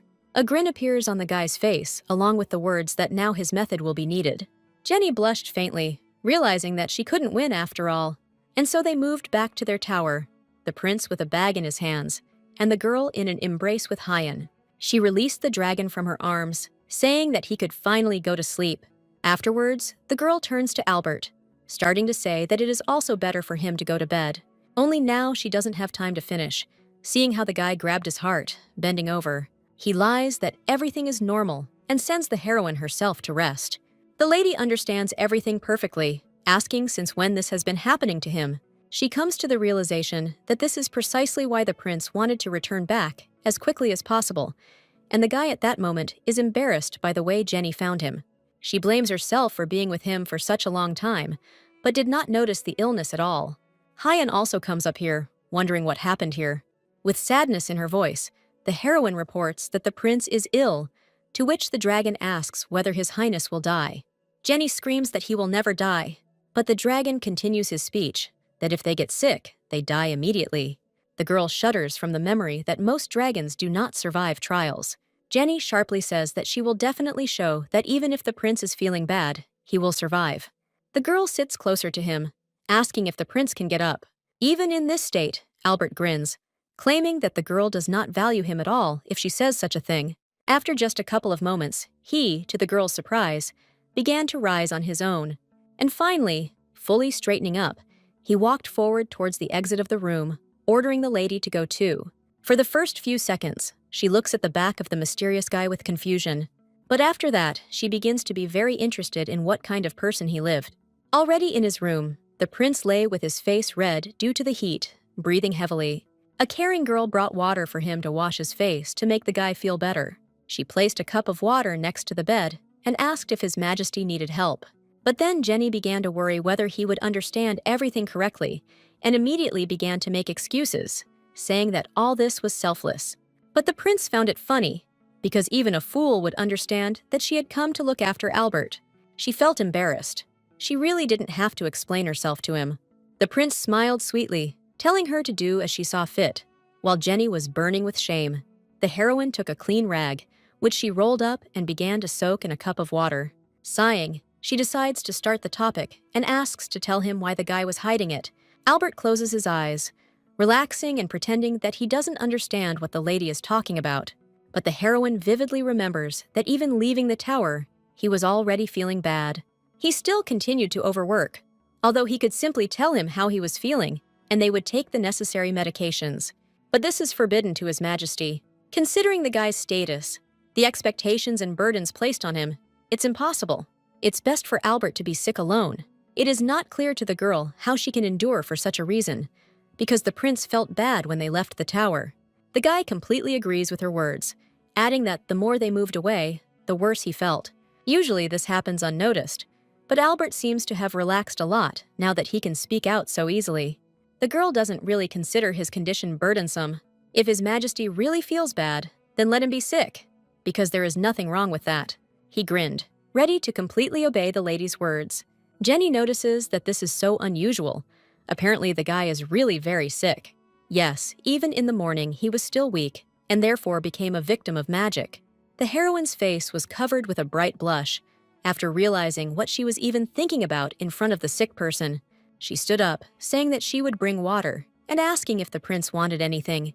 His only desire was to change clothes, and the girl rushed off to get water, shouting that she would be back soon. She soon returned, bringing a glass of water and a change of clothes for the prince. The picture she saw did not make her happy at all. The way sweat flowed down the prince from the terrible heat only bothered her more. The girl immediately asked excitedly if everything was okay, to which the prince said that in 4 days he would feel better. But this did not make her any easier, because it would take 4 whole days, and not 1, as Jenny had expected. That's just the payback, and he still managed to get off easy. The girl gives His Majesty a change of clothes that she brought with her. Suddenly, he asks Jenny to help him change clothes. Albert explains that it will be extremely difficult for him to change clothes himself. He is still too weak. The girl becomes sad, thinking that the prince calls such a nightmare an easy payback. He sits down in a more comfortable position and begins to tell her to unbutton her buttons first. Although very embarrassed, the heroine obeys, starting to carefully unbutton. The guy sharply asks Jenny if she is nervous, because it immediately becomes clear from her. The girl removes her hands, only blushing deeper, and Albert continues to say that he thought she wouldn't worry so much. Since he first came here, the maid really liked contacts with the prince. He squints, reporting that now she seems to have become a completely different person. The lady, in order not to reveal herself, began to say in response that she could say the same thing about him, as if someone was completely different. Finally, the heroine was able to change the guy into clean clothes and breathe out calmly. Albert grinned, realizing that the girl's words were completely true. The prince thanks for the help and says that she can already go, but receives objections in response and words that he is sick, so the girl should be nearby. She smiled and decided to go get a new wet towel. The guy closed his eyes at this time, remembering her words that Albert had also changed. He begins to whisper to himself that the girl is right.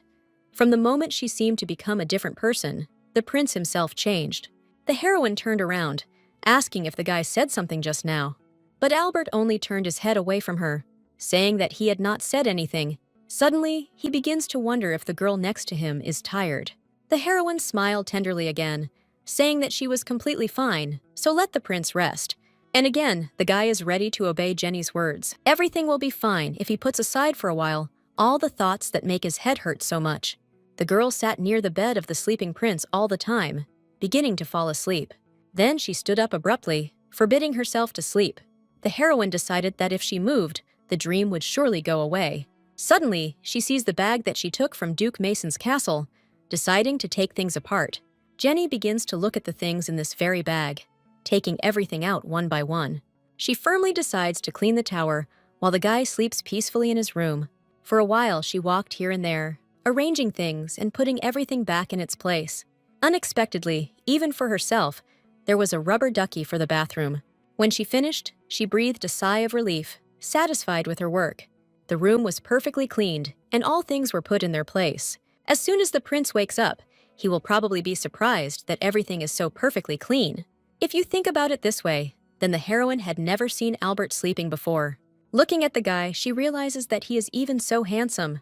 Jenny sat next to the prince's bed, admiring his beautiful appearance. Then she suddenly realizes what she is thinking about. Completely forgetting about the sick person, the girl stands up sharply again, deciding to at least prepare breakfast for him. Already being in the kitchen, Hyan approaches her, wondering what the lady is doing, and receives in response the words about porridge. The little dragon only becomes more interested, and Jenny explains that porridge is like soup for the sick. With love and care, she begins cooking. While the dragon nearby watches her actions, Jenny reports that it will take a long time before the rice boils, so she has the option of making an egg roll for now. At this time, a snow-white baby with glowing eyes watches its preparation, wanting to try it. Finally, such a delicious roll was ready, and it looked just great. The heroine took the first piece, tasting and feeling this delicate taste. Hyan is already watching her with salivation in his mouth, wanting to try this yummy. The girl happily gives the dragon a piece of roll, waiting for a reaction. In the end, he declares that it's delicious, and for a lady, it's very easy and appetizing. The little dragon reports that the red one was also delicious, and Jenny understands that he is talking about fried pork with vegetables in a spicy sauce. She promises that she will cook many more wonderful dishes later. But suddenly, Hyan begins to speak with breaks between each word, reporting what he has been waiting for every day. But this didn't mean anything to him. It is at this moment that the girl understands all the responsibility, because her food gave Hyan some meaning in life. The girl strokes the dragon's head, asking him to immediately say if he wants to eat something, and she will do everything. He smiles happily at Jenny, snuggling into her hand and telling her that he is not dying yet. While the girl was cooking, more time had passed than she thought. It was unknown whether the prince was still sleeping. With a tray of food, the heroine enters Albert's room and notices that he is still sleeping. Jenny sits on a chair next to the bed and gently touches him, trying to wake him up. Albert opens his eyes sleepily as the girl says she brought him breakfast and wonders if he can eat. The guy says everything is fine, but still he doesn't want to move. She understands perfectly well that even though the prince won't lift a finger during his illness, he shouldn't skip meals. The girl abruptly offered to feed him personally so that he would not have to strain. She repeats again that she will feed him so that he will eat at least something. He sits up with a chuckle, finally agreeing to let the girl feed him. Jenny starts blowing on the spoon of rice to cool it a little so the guy doesn't get burned, after which the girl carefully holds the spoon to the prince's mouth, letting him try it. Albert begins to chew thoroughly, tasting the rice that the lady has been cooking for so long. She can't stand it and asks how he is, but the prince honestly admits that this is the most boring food the girl has ever cooked. Jenny promises that when the prince gets better, she will definitely make a lot of spicy dishes. Suddenly, the girl says that when they get out of the tower, will there be at least some person who knows his tastes better than the heroine? But Albert directly says that the girl says two strange things. The prince says that if she has time to talk nonsense, she better feed him more. Finally, both plates were empty, and the guy himself was completely full, and Jenny told him to rest. He wonders if the girl shouldn't sleep herself, because she didn't even lie down for a minute.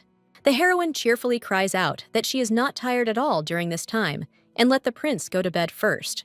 The guy looked thoughtfully at the confident lady, deciding to do what he had planned.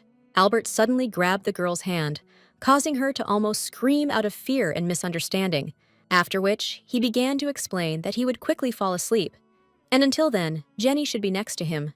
The girl still looked at their clasped hands in shock, not expecting this at all.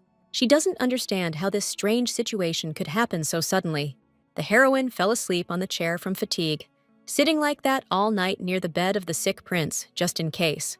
Opening her eyes slightly after sleep, The girl looks at Albert, noticing that he already looks much better. Jenny thinks that she can at least rest a little, because she sat with the guy for so long. Still in the same room, the girl began to lay out blankets and pillows on the floor, creating a soft place for herself. She still didn't need to sleep, so the heroine began to figure out what she could do to occupy herself. Jenny began to write something on a piece of paper, forbidding herself to fall asleep, holding back with all her might. Still, she decided that she would take a nap and get up. Nothing would happen. Just 5 minutes of sleep, which the girl needed so much for her efforts. And now the dark night has come, and the tired heroine is still sleeping, not paying attention to anything.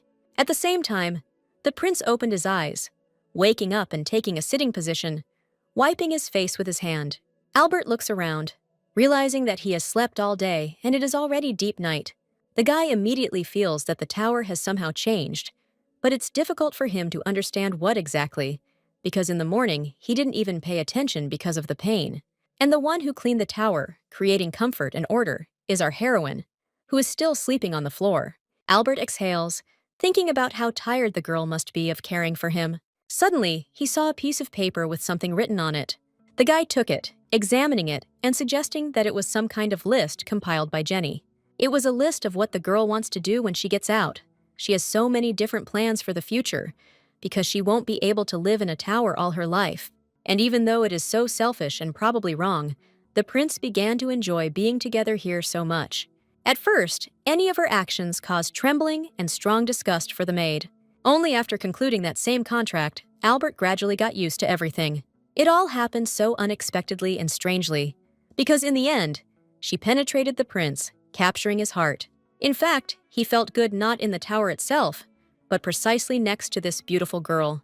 But it's so sad to know that there is no place for a prince in Jenny's future. The guy grinned sharply and asked the sleeping heroine to allow him to touch her. She only mumbled something sleepily, and the prince smiled contentedly, hugging her and taking her in his arms. Albert held her in his arms, asking her that, even after getting out of here, let her not move away too much. Transferring the girl to the bed, he promises that when he leaves here, he will definitely find her. Jenny woke up the next time, only early in the morning, when the light of the rays began to touch her face. She woke up wondering what time it was, and why the floor had become so soft. The girl jumped up, thinking that she had pushed the prince out of bed, and lay down in his place. Albert, sitting in a chair nearby and reading a book, heard that the lady had woken up and began to explain that it was he who carried her to the bed. She immediately began to fuss, because the prince was sick and should not get out of bed. But the girl looked extremely tired, so she shifted Jenny. But no matter how it was, the guy noticed and reported that the room was cleaned and decorated. The heroine immediately lit up because the guy really noticed her efforts. The prince smiled, saying that he really liked this idea. This was an incredible relief for Jenny, and a happy smile bloomed on her face. However, Albert has not eaten anything since breakfast, and the girl says that she will quickly prepare something. Suddenly, the ground seems to disappear from under her feet. The heroine staggers, unable to stand. The girl comes to the realization that his headache has passed on to Jenny, but he hasn't caught a cold. The prince anxiously asks if everything is okay, but the lady only makes an excuse by saying that she is a little dizzy. The girl says that she will return quickly, but for now, she hurriedly goes to the kitchen. Already on the floor below, she wonders what it was all about. It seems that just sleeping is enough. It is quite possible that the girl was just overworked, because it was not so easy to care for a sick person. The little dragon behind Jenny asked her with concern what was wrong with her. He sees that the heroine's face is different from usual, and this worries Hyan. The lady smiles sweetly, answering that everything is absolutely fine. It's just a slight headache. She just needs to rest, and then she will definitely feel better. She now needs to do what she has to do, so the girl started cooking. As a result, she was already handing over a plate of fried potatoes and vegetables to the dragon, for which he thanked her. Having placed everything on the tray, the heroine began to climb the stairs, shouting to the prince that the food was ready. Hyan looked after the girl with sadness in his eyes. Jenny placed everything on the table and wished the prince bon appetit. Albert was still worried whether everything was fine with the girl, and she replied that she was like a cucumber. Jenny is already used to being patient. She doesn't want to cause unnecessary worries to the prince. Everything will pass if the heroine thinks about recovery. But is this really true? And now, when Albert felt much better, new problems appeared in this tower. Indeed, this time, Either with an illness or a cold, the heroine herself fell ill. The blushing girl lay on the bed while the prince next to her took her temperature. He said that there was no temperature at all, which means it was not transmitted from Albert. The guy wonders why she fell ill so suddenly. The girl also thinks that she didn't get infected from the prince, and now they both don't understand what's the matter. Jenny wrapped herself tighter in her blanket, complaining that she was terribly cold. This was extremely strange, because the prince cast a spell so that the magic of the tower could not influence the girl. But suddenly, she smiled happily, saying that everything was much better for Albert. He exhales, not considering this the most appropriate topic of conversation right now. The girl asked gloomily and tiredly if she could rest at least a little. Albert says that naturally she can rest and taps her on the forehead with his finger. The guy asks if he looks like the kind of person who would force a sick person to work. Jenny thinks that before she really thought it was like this. The prince patted her on the head, telling her to rest and not do anything, after which the guy turned away, intending to leave the room and leave the lady to rest. Jenny looks at his back, wondering how he can withstand all this torment. After all, the girl feels that she is in pain, as if someone was hitting her on the head. Jenny brushed those thoughts away, thinking that she needed to be more positive.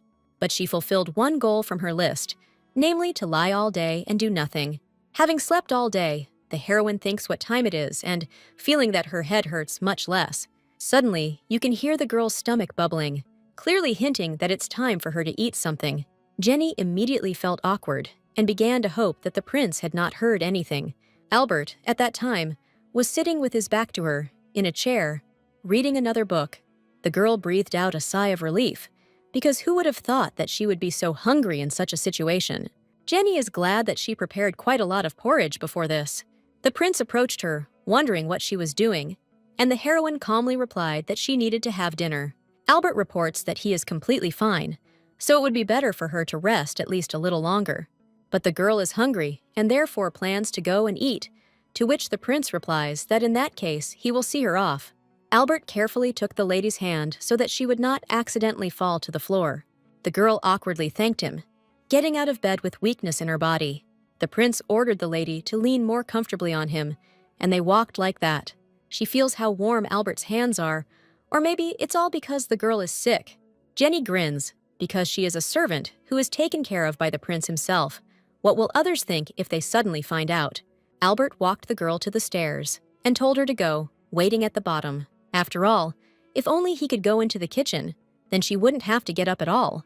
Jenny smiles at the guy, saying that she will immediately go to the kitchen and come back. It's not worth any worries. As she walked down the stairs to the kitchen, the little dragon looked at her with sad eyes. Hyan lowered his head, asking the girl not to get sick, because the dragon was worried about her. But for her, it's not scary or fatal. Jenny wonders if he's seen patients recover. The little dragon only asked her to get better quickly, and reached out with his little paws to the girl. The heroine was moved by the picture she saw, immediately sparkling with happiness. She promised Hyan that she would quickly get back on her feet and prepare lots and lots of delicious things. But still, the girl understands that she is dizzy and it's time to go back. Afterwards, the food was quickly put on plates and eaten, because the two of them had not eaten anything for quite some time. A completely satisfied and well-fed girl thinks that it is still important to eat well during illness. The prince notices that she already looks better, because the pain is still bearable for her. An ordinary situation begins when Albert tells the heroine to go rest. But first, she wants to clear everything from the table. Suddenly, the girl feels something is wrong. Her condition changes dramatically for the worse. She, no longer able to hold onto the table, begins to fall to the floor. Jenny's hand is still holding on to the very edge of the table, but now sitting on the floor and trying to recover from this. The prince immediately runs up to her, asking what happened and how bad she is now. With obvious difficulty, she begins to talk about His Majesty going to rest. The guy frowns, asking what kind of nonsense the lady is telling him. He helps the weakened girl to her feet, holding her by the shoulders. The prince puts her to bed with his own hands, with all his tenderness and accuracy. He begins to wonder how a guy can relax in such a situation. Jenny begins to explain that watching a sick person, whom you cannot help in any way, becomes very sad. Albert immediately begins to wonder how to help her and where she hurts. The heroine admits that the back of her head is the most painful, as if someone is poking it with a needle. The guy carefully feels the desired point on Jenny's body, trying to figure out what it is. He suddenly realizes how strange this symptom is. The girl doesn't understand anything at all why this symptom is so strange for the prince. Then, His Highness says that it's as if someone used black magic. The prince uses his palm to measure the girl's body temperature, checking her just in case. He sharply cooled towards her, again saying that this was strange. For Jenny, it's not at all clear why he's so cold, as if he's afraid of something here. Albert examined his hand, and the girl examined his, not at all understanding what was on his mind. She stood up because she understands and realizes everything perfectly. The girl believes that the prince suspects her of something.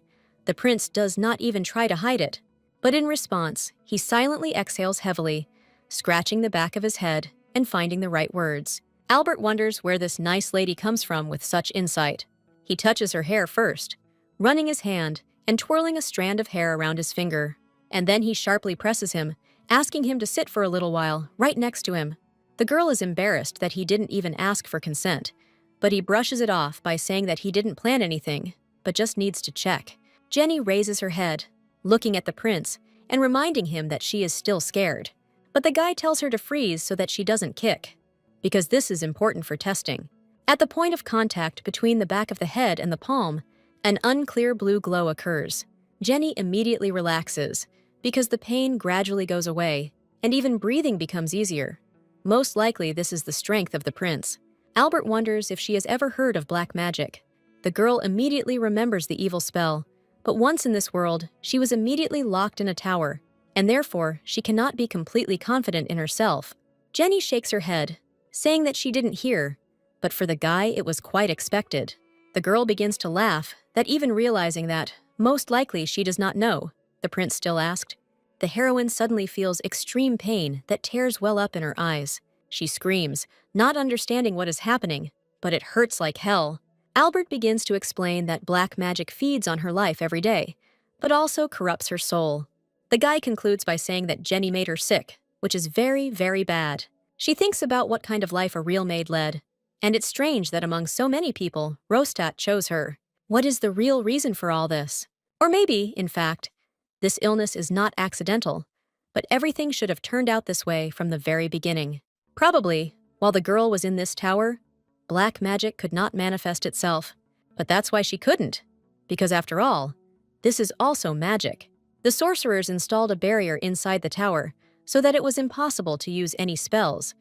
But if we talk about changes this time, then after the heroes left together, it became more active. Albert talked more and more about black magic, what it is, and why we haven't felt it all this time. To sum it up briefly, Jenny can only survive while inside this tower. They say that black magicians shorten their own lives while using a more powerful force than they generally have. When a barrier was created that initially locked Albert into a trap, he also blocked the black one that I was sick with, without letting him out. But one day, going beyond the boundaries of this tower, it suddenly became active. According to Prince Albert, its location here will stop headaches. But this does not change the fact that the girl is losing her vitality. This terrible disease turned out to be worse than they could have thought. In addition, it was terribly confusing, since the events were different from the original of this novel. Initially, the maid was supposed to die at the hands of the prince, because even the story about her in the canon turned out to be as simple as possible. Could that girl from the book also experience such symptoms? But this was not going to be revealed, because the character was only a minor one. Or maybe the fact that Jenny took possession of the maid's body actually changed something. Now it's not so important, because she just doesn't want to die like this.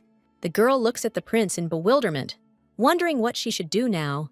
But Albert only hugs her tightly to him, in response, to which the lady blushes brightly, still not understanding anything. The guy reports that Jenny needs his treatment, because to cleanse herself from black magic, a sorcerer with the opposite gift is needed. The lady grabs him, worryingly saying that then the prince will only get more tired.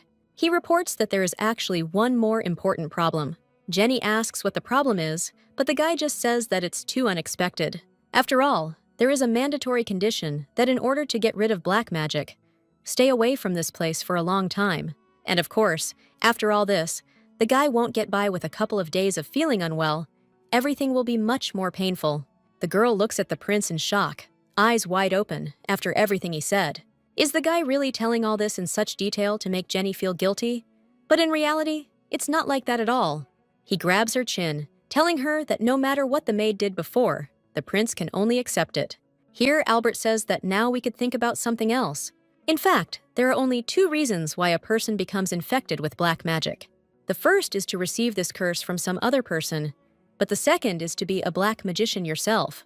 But the assumption that the girl was cursed does not make any sense, because the soul and weapon of a black magician must be in one place. The prince buries his hand in Jenny's hair, telling her that there is one most likely proposal. The girl, without knowing it, was most likely a black magician. After those words, she looked into the guy's eyes with awkwardness and embarrassment. Taking in the information, everything suddenly dawns on the girl, and she screams from this. But the prince continues that, if this is so, then everything falls into place. And also the fact that Rostat, despite the enormous hatred, did not dare to harm Albert, and also suddenly entered into an alliance with the sorcerers. A black magician, using all his power, can easily manipulate people. Here the girl wonders if this maid in the novel was really a black magician. And it's not that it was some incredible story. She was probably just not fully developed, like an additional villain in the book. The more a black magician uses his powers, the more he harms his body, and also completely destroys his psyche. These same things can easily explain the sudden change in our heroine. She realized that in the book, Albert killed the maid, and now he suspects that the girl is a black magician. The prince reports that all memories return, but people still do not change. Albert remembers that the maid always wanted to get him. The guy doesn't trust people at all for no reason, and he has his own reasons for this. Jenny becomes more frightened, already about to justify herself, not knowing what else to do. But then they interrupt her. The prince, holding the lady by the cheek, asks her to listen to him first. Suddenly, he strokes the trembling heroine on the head, saying that he will try to trust Jenny. The girl looks at the prince in shock, asking again, and not at all expecting such a turn. Albert simply smiles, repeating that he will believe her and get out of here again. Jenny clenches her hand into a fist, not understanding what her interlocutor is thinking about. They only made an agreement that when the heroes get out, each will go their own way. But what if something happens to him outside the tower? The main character, although he will not die so easily, but the original story is slowly beginning to change. And even now, knowing about the danger to himself, the prince says that he trusts the girl. She becomes quite interested in where Albert will go when he leaves here. The guy dreams of going north. It will be easiest for the magicians to hide there. The prince did not want to show his weakness, so he returned to the tower. But having cured Jenny now, he will definitely be in bed for a week. The heroine is worried about whether everything will be okay with Albert, because he doesn't like to show others his painful condition. The prince looks into her eyes, reminding her that someone himself said that as much as possible, hinting at the lady herself in front of him. And so he decided to believe this very man, trusting. The prince reports that he wondered whether he would receive any gratitude in return. The guy's thumb moves, touching Jenny's lips, which makes her blush so brightly. She looks away, wondering if the prince can trust her so easily. But it only seems to him that she is asking strange questions. The girl also insists on her own, saying that they have known each other not so long ago. But Albert is already saying that he trusts her. The prince easily says that seeing the whole essence of people is much easier than it seems, which is why he knows how difficult it is to meet people like this unusual girl. Sometimes he even wonders if it was Jenny he was looking for all that time. The heroine only blushes more, not understanding why he suddenly started talking about it. In the original, there is not a word about the guy actually waiting for someone. This is actually really burdensome, because the prince believes that the lady is still thinking about how to finally dump him. Albert sharply admits that he still does not intend to let the heroine go. Jenny was completely confused, now not understanding anything in the area. She probably would really like to, but she can't resist this prince at all. Albert knelt in front of the bed where the girl was sitting, calling her name and leaving just a couple of centimeters between their faces. The next moment, they merged in a kiss, and the girl reported that she was ready to fall for him. A few days later, in the evening, the two heroes gathered in the tower. Albert, wearing a robe, walks up to the maid, asking if she is ready. The girl, wrapped in a warm fur coat, reports that she is ready to go out. Suddenly, Kayanchik crawled out from under Jenny's fur coat, in which he had been sitting all the time. The prince warns the girl in advance that things can only get worse for her outside the tower. Albert approached, straightening the lady's fur coat and reporting that the magic was running wilder outside. The heroine clearly decides that she needs to gather her thoughts and go out. Deciding that they would go out and get treatment, the girl gave the soldiers a report for 2 weeks at once. Only Albert wrote it, forging the heroine's handwriting while she was resting. And now, you just need to quickly undergo treatment and return as carefully as possible. The girl grabbed her head, feeling a terrible pain in her that only grew. The little dragon looks at Jenny sadly, reporting that the patient has now changed. The heroine reassures Hyana, saying that this is why she is going to be cured, and the dragon asks her not to get sick. Having finally gathered himself, the prince turns to the lady because it's time for them to go on a long journey. This is not their first adventure, and the girl now extends her hand to him. Albert cast a spell while the heroine and the dragon look at him in anticipation. Just a couple of seconds, and their feet no longer touch the floor, which is the beginning of their adventure. The girl is slowly taken by the shoulders, and then under the knees, while she looks blankly. And now Jenny is already in the arms of the prince, who says that this will be much faster. In this position, they raced across the sky, wanting to get there faster. Using the same magic, the guy moved faster in the dark sky. The girl already notices this speed, how quickly everything changes before her eyes. Jenny pressed herself closer to the guy because she was scared by how fast they were moving. Albert is interested in why she closed her eyes, and the heroine makes an excuse that she looked down and was scared. After these words, the guy told her not to take her eyes off him so that it would not be so scary. The girl wonders if the prince even realizes the impact his words have. Surely he should know how Jenny's heart skips a beat from all this. Albert is actually really good at managing other people. But still, the heroine has thoughts and ideas about what can be done now. Jenny sharply says that the prince still looks beautiful today. She believes that this will definitely make his heart flutter, because Albert loves compliments. He asks with a grin why there is such flattery in his direction. The lady makes the excuse that she only wanted to see the reaction, because every time for some reason only Jenny gets emotional. But Albert grins again, saying that he does everything completely differently. The guy also says that the lady can also succeed, and she suddenly wonders how exactly this can be done. Albert asks to lean towards him with a smile, approaching the girl on his own, thereby greatly embarrassing her. She awkwardly asks not to make such jokes, but the prince says that he knew that it would not work out yet, but he should make more efforts. Jenny realizes that living in the tower has not made him any less lonely, which is why he has become so reckless. Finally, a huge castle appeared, to which the heroes were heading. The two guys in the castle were shocked to see the prince. He knelt down in front of the Duke and Baron, still with the girl in his arms, hugging him close. The heroine, embarrassed, asked to let her go, to which Albert ordered only not to rock the boat. The prince explains that the girl must be closer to him in order to simply control her black magic. He tells her to remember who took away the headache back then, which makes her feel more and more awkward. Jenny thinks that it is quite difficult to sit still, but she tries very hard. The two men, on the contrary, especially Baron Bergen, looked at the lady with contempt. The girl understands that the two of them consider her some kind of terrible villain in history. Albert says that he understands that they want to hear an explanation, but there is absolutely no time. The prince comes closer to the Duke, saying that he trusts him, so he asks him to trust him in return, to which he receives a positive answer. As a result, the guy, with Jenny in his arms, calmly walked past the men. The girl looks awkwardly at Baron Bergen, thinking that this is the face of a man who was wounded in the heart. Albert decided to stay in this castle while he treated the heroine and until he woke up again, before returning to the tower. Hyan, in the girl's arms, said that everyone around him was very strange to him. The lady was surprised, asking if the dragon was sleeping, but he replied that he didn't want to. Hyan again asked her not to get sick, reminding her that Jenny said that they were going on a trip, and this made her laugh, because the lady understood that the dragon was worried. The heroine hears the prince being asked whether he will really treat the black magician. Albert confidently gives Mason a positive answer, and therefore asks to make room for them. The prince needs to put a barrier inside the room. A separate building, at the request of His Majesty, has already been prepared, but the Duke questions whether it is really worth investing so much effort. Albert only reminds that he only asked to trust him, and the Duke is only more surprised, because he has never seen him like this before. In fact, what happened to the guy and the current black magic are interconnected. The best thing to do would be to clean everything up personally.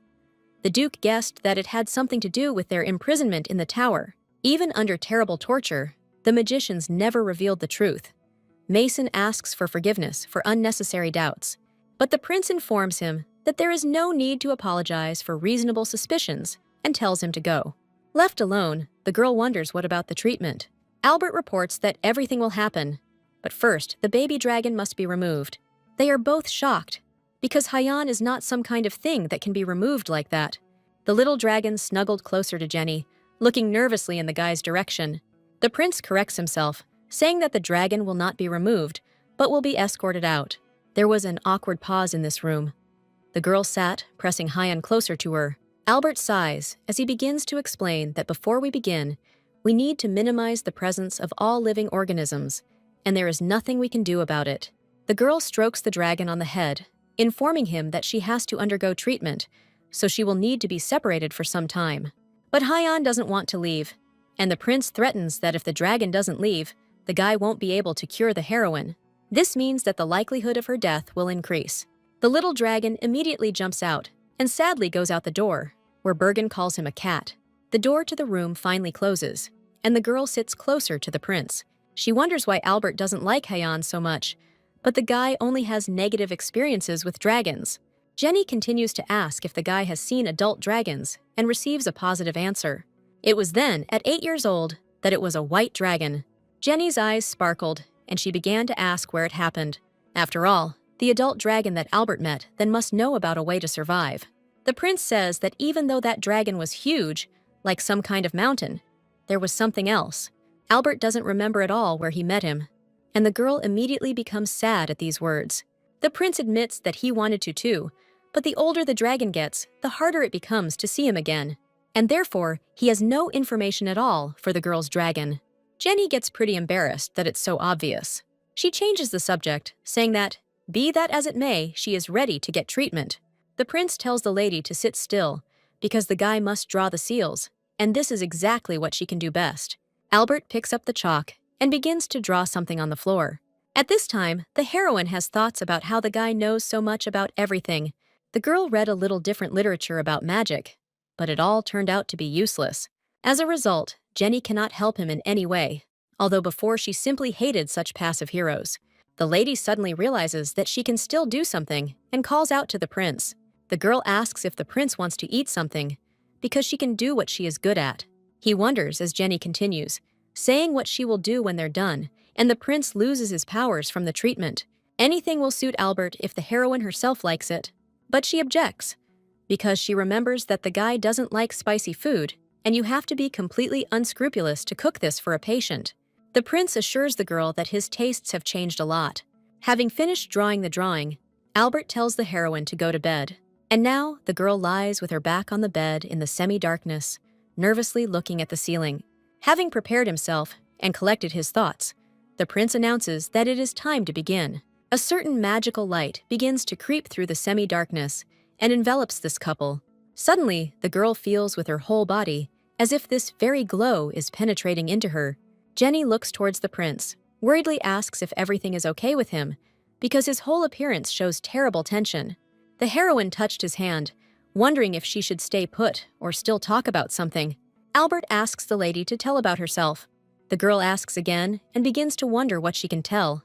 Here the heroine begins the story that before she started working, she went to the sea. It was then that she was incredibly happy, because she spent time in a place that no one knew about. And later, when hard times came, the girl returned to those pleasant memories of the sea. Therefore, she thinks that traveling is just wonderful, and the prince should also go somewhere somehow. Suddenly, the heroine notices that Albert looks strange, and instant concern appears. Jenny screams, asking with incredible excitement if the prince is feeling well. But the guy just silently and forcefully squeezes the girl's hand, not wanting to let go. Albert rubs his face, saying that he knows that the heroine is probably thinking about moving away from him. Jenny awkwardly confirms the guy's words, without hiding anything. The prince grins, realizing that she is not even going to make excuses to him. He wonders whether the lady will answer if the prince asks about the reasons. But no matter what Jenny says now, the guy will spew out the answer he wants. The girl boldly reports that she considers Albert's current feelings only temporary. The guy doesn't understand what she means by temporary feelings. Jenny explains that from the very beginning, the prince hated her. But being locked in the tower, there was no one to communicate with. Therefore, he is quite lonely, and the lady became his only interlocutor. Albert assures that imprisonment did not kill the feeling of something beautiful in him. He wonders if the girl has any other reasons, after which Jenny compares in her thoughts that talking to this guy is the same as talking to a wall. But Albert has a hard time because of the use of magic. He is being insincere. The girl reminds the prince that she is his maid. She will live her whole life as an ordinary servant, but Albert will live as a member of the royal family. Jenny hesitantly begins to let go of the guy's warm hand. Realizing that this is simply necessary, the heroine admits that she is actually terribly afraid of the evil tongues of people. After these words, the prince squeezes his hand, saying that he can make sure that this does not happen. The girl is shocked that a solution has been found for this too. They ask her if there are other reasons. Jenny hesitantly says that suddenly her feelings will change completely. She has a fear that the guy may, just as suddenly as he loved her then, begin to hate her. Albert grins because the girl believes that he will change, and the heroine will not hate him in any case. That's why she's thinking about leaving him as quickly as possible. The prince tells the lady that she probably won't believe him, even if he says he won't change. The girl lies calmly, listening to him, and suddenly Albert asks to try it. The guy promises that the heroine can easily get everything she wants. He will also not sit in one place. The prince allows her to try whatever she does. Albert quickly approached, reporting that he knew how to wait perfectly, and she also knows how to ask well for what she wants so much. During all these words, the girl's eyes sparkle, looking at the prince. Even now, the guy is holding back, so as not to simply start begging or feigning his illness.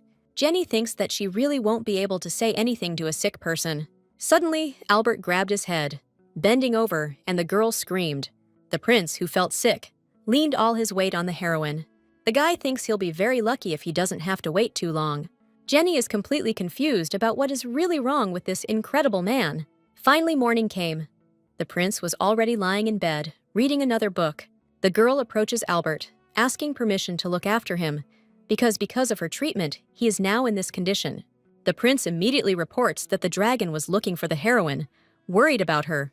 Jenny immediately says that she will find Hyan and quickly return back. Albert just grins after her, deciding to continue his reading. Suddenly, a voice was heard asking to enter the prince's room, to which a positive response was heard. Duke Mason approaches Albert's bedside, saying that he has already heard that the guy is going to stay in the castle for about another week. Mason wonders if the prince really wants to do something. Albert guesses that the interlocutor is probably wondering why the guy returned, although he left before, when they themselves offered to stay in this place. But the Duke denies this. The fair-haired one does not allow me to finish, informing that he wants to meet with the magicians, to which Mason looks at with bewilderment. The Duke begins to speak, saying that there is a great danger of revealing his current location if he goes in person. He can simply continue to entrust everything to Mason. Albert slammed the book loudly. Because this is black magic, it will be too risky to entrust this matter to someone else. If something suddenly happens to the Duke, they will all lose their strong advantage. And besides, it would be better for the prince to find out who used some black magic. The tower is cast with a chaos spell, so Rostat shouldn't suspect anything. Albert stopped here under the pretext of healing, and every dawn he will go to the northern prison. But all this must remain a secret. Mason swears that no one will know that the prince will go to a meeting with the captured sorcerers. In fact, it is quite easy to recognize those whose soul and body are dying due to black magic. Those arrested are always aware if there is one among them. You can easily tear the body into pieces and extract at least some information. Mason bows to His Highness, informing him that he will prepare everything for him. And so, on a dark evening, the guy sits by the window, thinking that perhaps he will have to lie down for 4 days. Memories come of how the prince told Jenny that everything was fine while lying in bed. The girl just asked again, not understanding. Albert explains that it is better for him to be alone, so that he can recover faster. The heroine understood everything and said to call her at any time, if anything happened. The girl told the prince to have a good rest in his condition. Albert thanks the maid for such obedience, and says that in any case, he will have to lie here for a week, and in return, wishes him a good rest. Although this is a long process, full recovery will take about 4 days, and the magic, in turn, will grow even more than before. The prince discovered for himself quite a long time ago that if he uses it almost to the limit, then after much suffering, when his whole body seems to be burned with fire, his magic returns, becoming much stronger. This time the process will take about 4 days. But Albert needs just a week of time, no less, no more. During this time, the prince must find at least some clue by any means. Albert tried very hard and wanted so badly for this not to happen. The prince understands that if the maid has a dark past, then the guy is going to bury him forever. For him, this is the most important reason why they are in this place, even if this beautiful girl turns out to be a real black magician. You just can't let someone else find out about it first. The girl walks through the darkness, illuminated only by the light of the moon, and thinks. The prince even named the name of Hyan, whom he dislikes so much. I remember his words that it is important for the prince to be alone, and only then rest. Jenny decides to find her baby dragon, while the prince is resting in his room. But what's so strange is that she hasn't seen Hyan for quite some time. The heroine is looking for the baby dragon everywhere, not understanding where it has gone, when suddenly Jenny crashes into the Duke himself, screaming in surprise. In a rather rude tone, the man tells the lady to move out of the way. The girl immediately goes to the side, continuing her path and trying to find her beloved dragon. She continues to scream the dragon's name, searching for and thus annoying the man behind her. Mason says that the servant will now take Jenny to her room. If she, of course, does not want to discredit the name of His Highness, it will be much better to obey. But the girl explains that she had to find her beloved cat, and she also wanted something to eat, so she tried to find the kitchen. The Duke in his head is trying to connect the cat and the kitchen that this lady is looking for.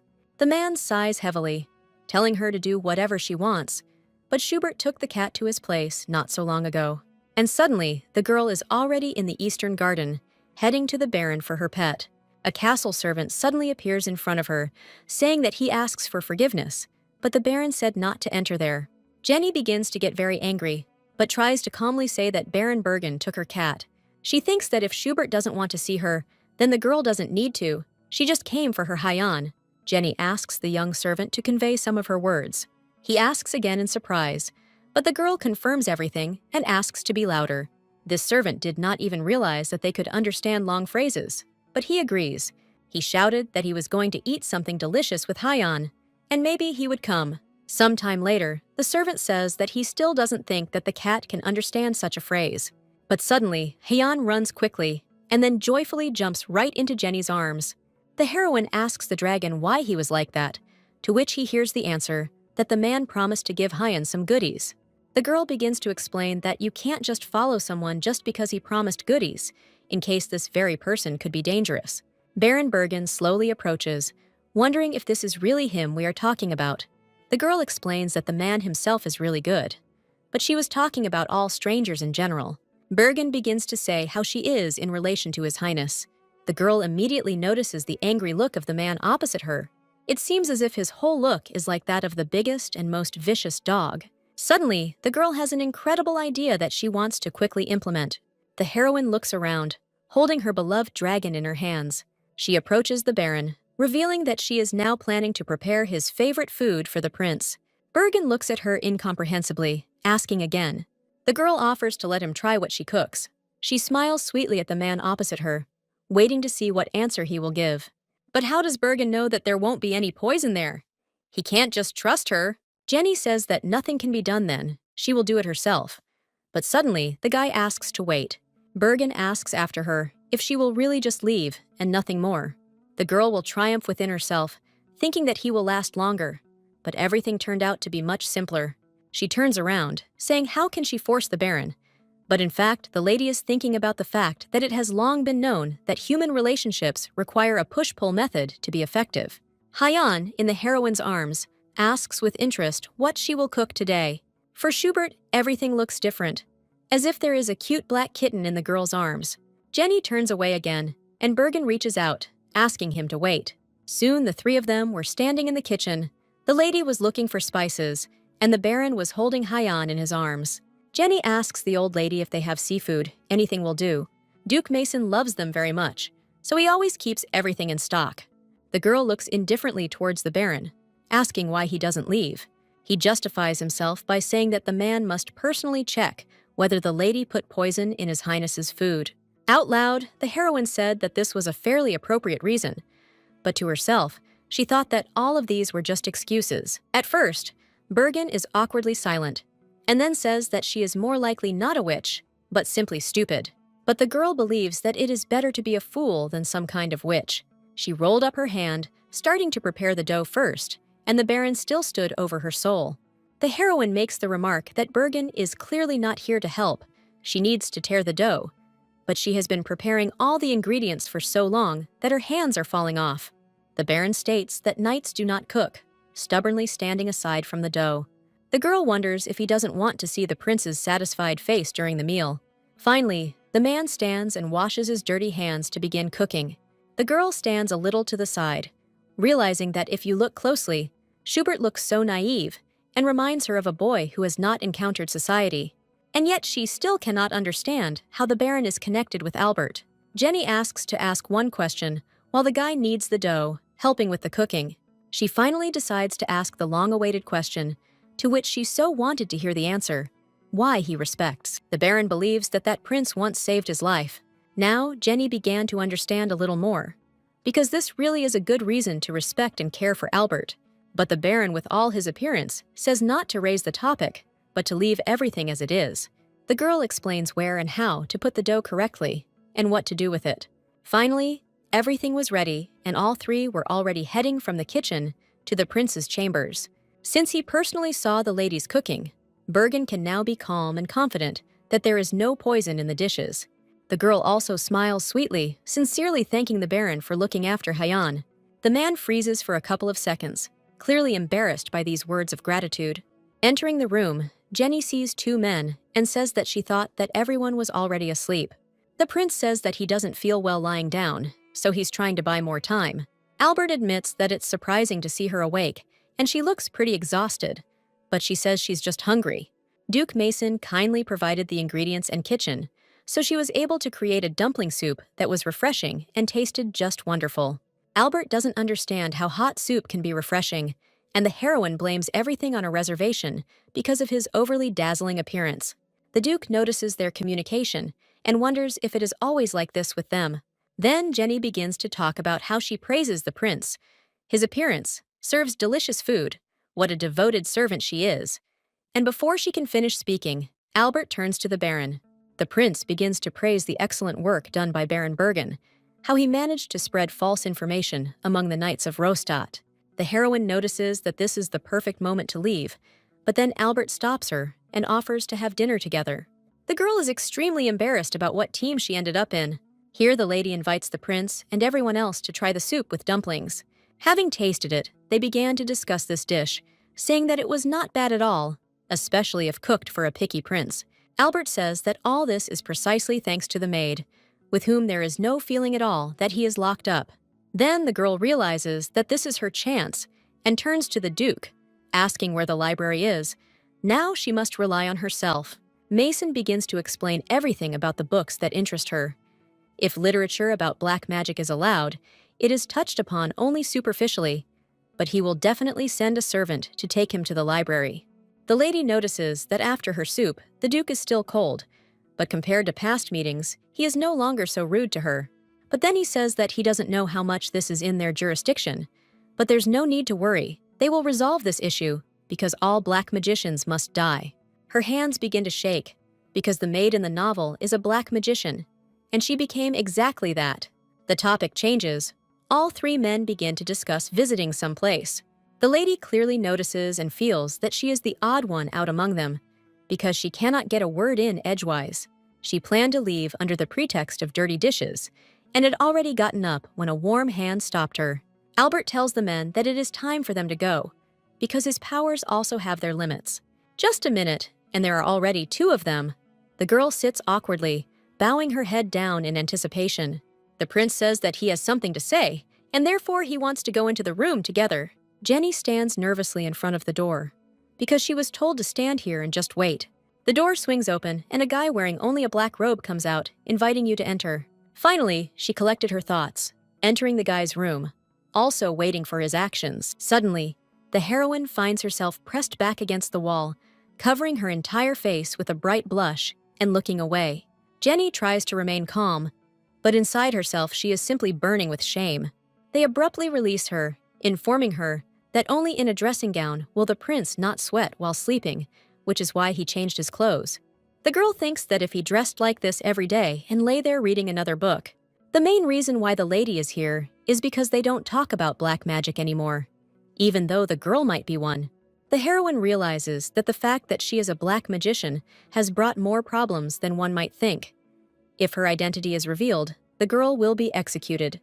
If it weren't for Albert, she would have been dead long ago, and here it becomes interesting that the prince is not too lenient towards the lady. He immediately understands that she is worried that the prince will suddenly become a despot.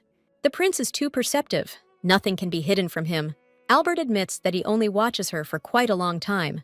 But what will be the reaction of the prince himself if he finds out how bad Jenny really is? Only the guy stands to the end. He will always pursue her. The prince is vindictive, so when she runs away, she should think about what the lady will have to say when they meet again. Jenny wants to make it so that she doesn't have to run away at all. And now the tired dragon sleeps calmly on his bed, and his mistress is very close, who remembers the past evening and the guy's magnificent body. She sets herself the goal of finding out how the maid became a black magician and how she hid her identity. How did that same ordinary maid find out about forbidden black magic? Or maybe the maid even had her own personal teacher. But then how did she meet him? The girl fell asleep with these meaningless thoughts, hugging the little dragon. Suddenly, in the corridor, Jenny runs into the Baron, who immediately talks about the cat in his arms. The lady needs advice on what to cook, and besides, she needs to look after Hayan. Baron Bergen reports that His Majesty has given permission to let the girl in if she needs to enter. The girl asks the dragon if he wants to go with her or stay, and Hayan wants to stay. Bergen suddenly realizes that the heroine is now simply giving him her instructions. The Baron pulled the kitten closer to him, gently stroking it. In the room, the prince's nanny and Jenny are not clear whether they can take care of him together, and this should be decided by the girl who began to enter the room. Jenny glanced through the crack, examining what was happening in the room. The back of the dark-haired maid, who was standing near the prince's bed, became visible. The old woman glanced towards the young girl without showing any emotion. The woman seemed to be guarding Albert's peace while he slept peacefully in his bed. Jenny walked in awkwardly, saying hello, and saying that she was the one who took care of the prince. Greta introduces herself in response, and she says that the prince asked to look after him. Nanny laughs, saying that she took His Highness's empty chatter seriously, but there was sincerity in his words. Greta begins to compare which of the two girls knows the prince best. The girl boldly expresses her opinion that even in a short meeting, you can become the whole world for someone. The nanny looks at her contemptuously because she did not see the prince in the form in which Greta saw him. The nanny begins to scream, already touching on the topic of the guy's appearance. But Jenny is completely sincere. Greta believes that the second girl was simply taken by the guy's appearance, and nothing more.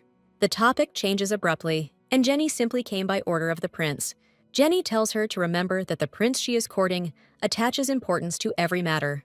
The girl understands that she entrusted Hayan to Baron, and now both are unknown where. The heroine asks the servant to accompany her to her office, and so they walk along the long corridor straight to the desired door.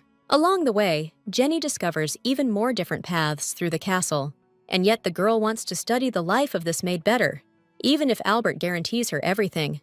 The girl looked sad because of the memories and various thoughts. She fully decides that she will try very hard. The servant helps with his help in case of anything. You can always turn to him. The girl looked around the entire library, looking at these majestic dimensions. Suddenly, the Duke appears here, who is interested in why his interlocutor is here, but she explains that she spoke before the day began. Then the conversation turned to the fact that she should now be with the prince, but the stubborn nanny kicked her out. Mason becomes curious where she will go after leaving the tower. Everyone believes that the girl will eventually stick to Albert, but her plans are completely different. The Duke's mood falls. He does not understand how the girl in front of him can influence the prince so much, and whether the influence is really good. The heroine defends Albert, saying that he is definitely a good person, for whom she is not suitable at all. The girl asks Mason for help in escaping from Albert. She dreams of going far away, to a place where she will no longer meet the prince, whom she can never refuse. Duke Mason even considers this a crime against His Highness. Jenny realizes that if she doesn't go far enough, Albert will follow her. Suddenly, he absurdly says that she is really such a skilled cook. The Duke talks about rumors about someone who cooks the same kind of food. Mason doesn't promise anything, but he will try to help the lady in some way. Already in the library, Jenny speaks again with the Duke, and he reports that the book says that a certain dying dragon cub has appeared in the capital. The heroine, in shock, asks if she heard everything exactly like that. And then, they ask her where there is such interest in dragons, which makes her confused and does not understand how best to answer. The man sharply presses the book next to the lady's head, saying that it is not necessary to answer, but the girl must get information at any cost, and therefore begins to talk about Hyan. Mason gave her the book so she could get more information about dragons on her own. The lady is sincerely looking for a solution, because Hyan is already 499 years old. He has a chance of dying at any moment. Jenny sits for a long time, studying books and letters that will help at least a little. Her whole day was spent in the library, and now she is also learning information from the Duke. She is tormented by the main question: what will help the dragon stay alive if there is someone who will conclude an agreement? Mason, without further ado, understands that this girl wants to make an agreement with the dragon, and the heroine is extremely confident in herself. Because it's simply too late to retreat, she will go to the end, giving life to Hyan. She hopes to save her dragon by concluding a contract. The maid runs into the library, reporting that the prince is looking for a girl. Finally, she enters Albert's chambers, noticing his back first. Jenny calls out to him, already, and not knowing what to expect next. At this moment, the girl comes to a certain realization as to why the servant was in such a hurry. The emotionless expression on Albert's face is more frightening than anything else. The heroine stands confused as to why the prince is so angry with her. She quickly begins to make excuses that the nanny is Greta, but she is quickly interrupted. Albert covers her mouth with his hand, saying that she also broke her promise. But the embarrassed girl, pressed against the wall, does not understand when she broke her promise.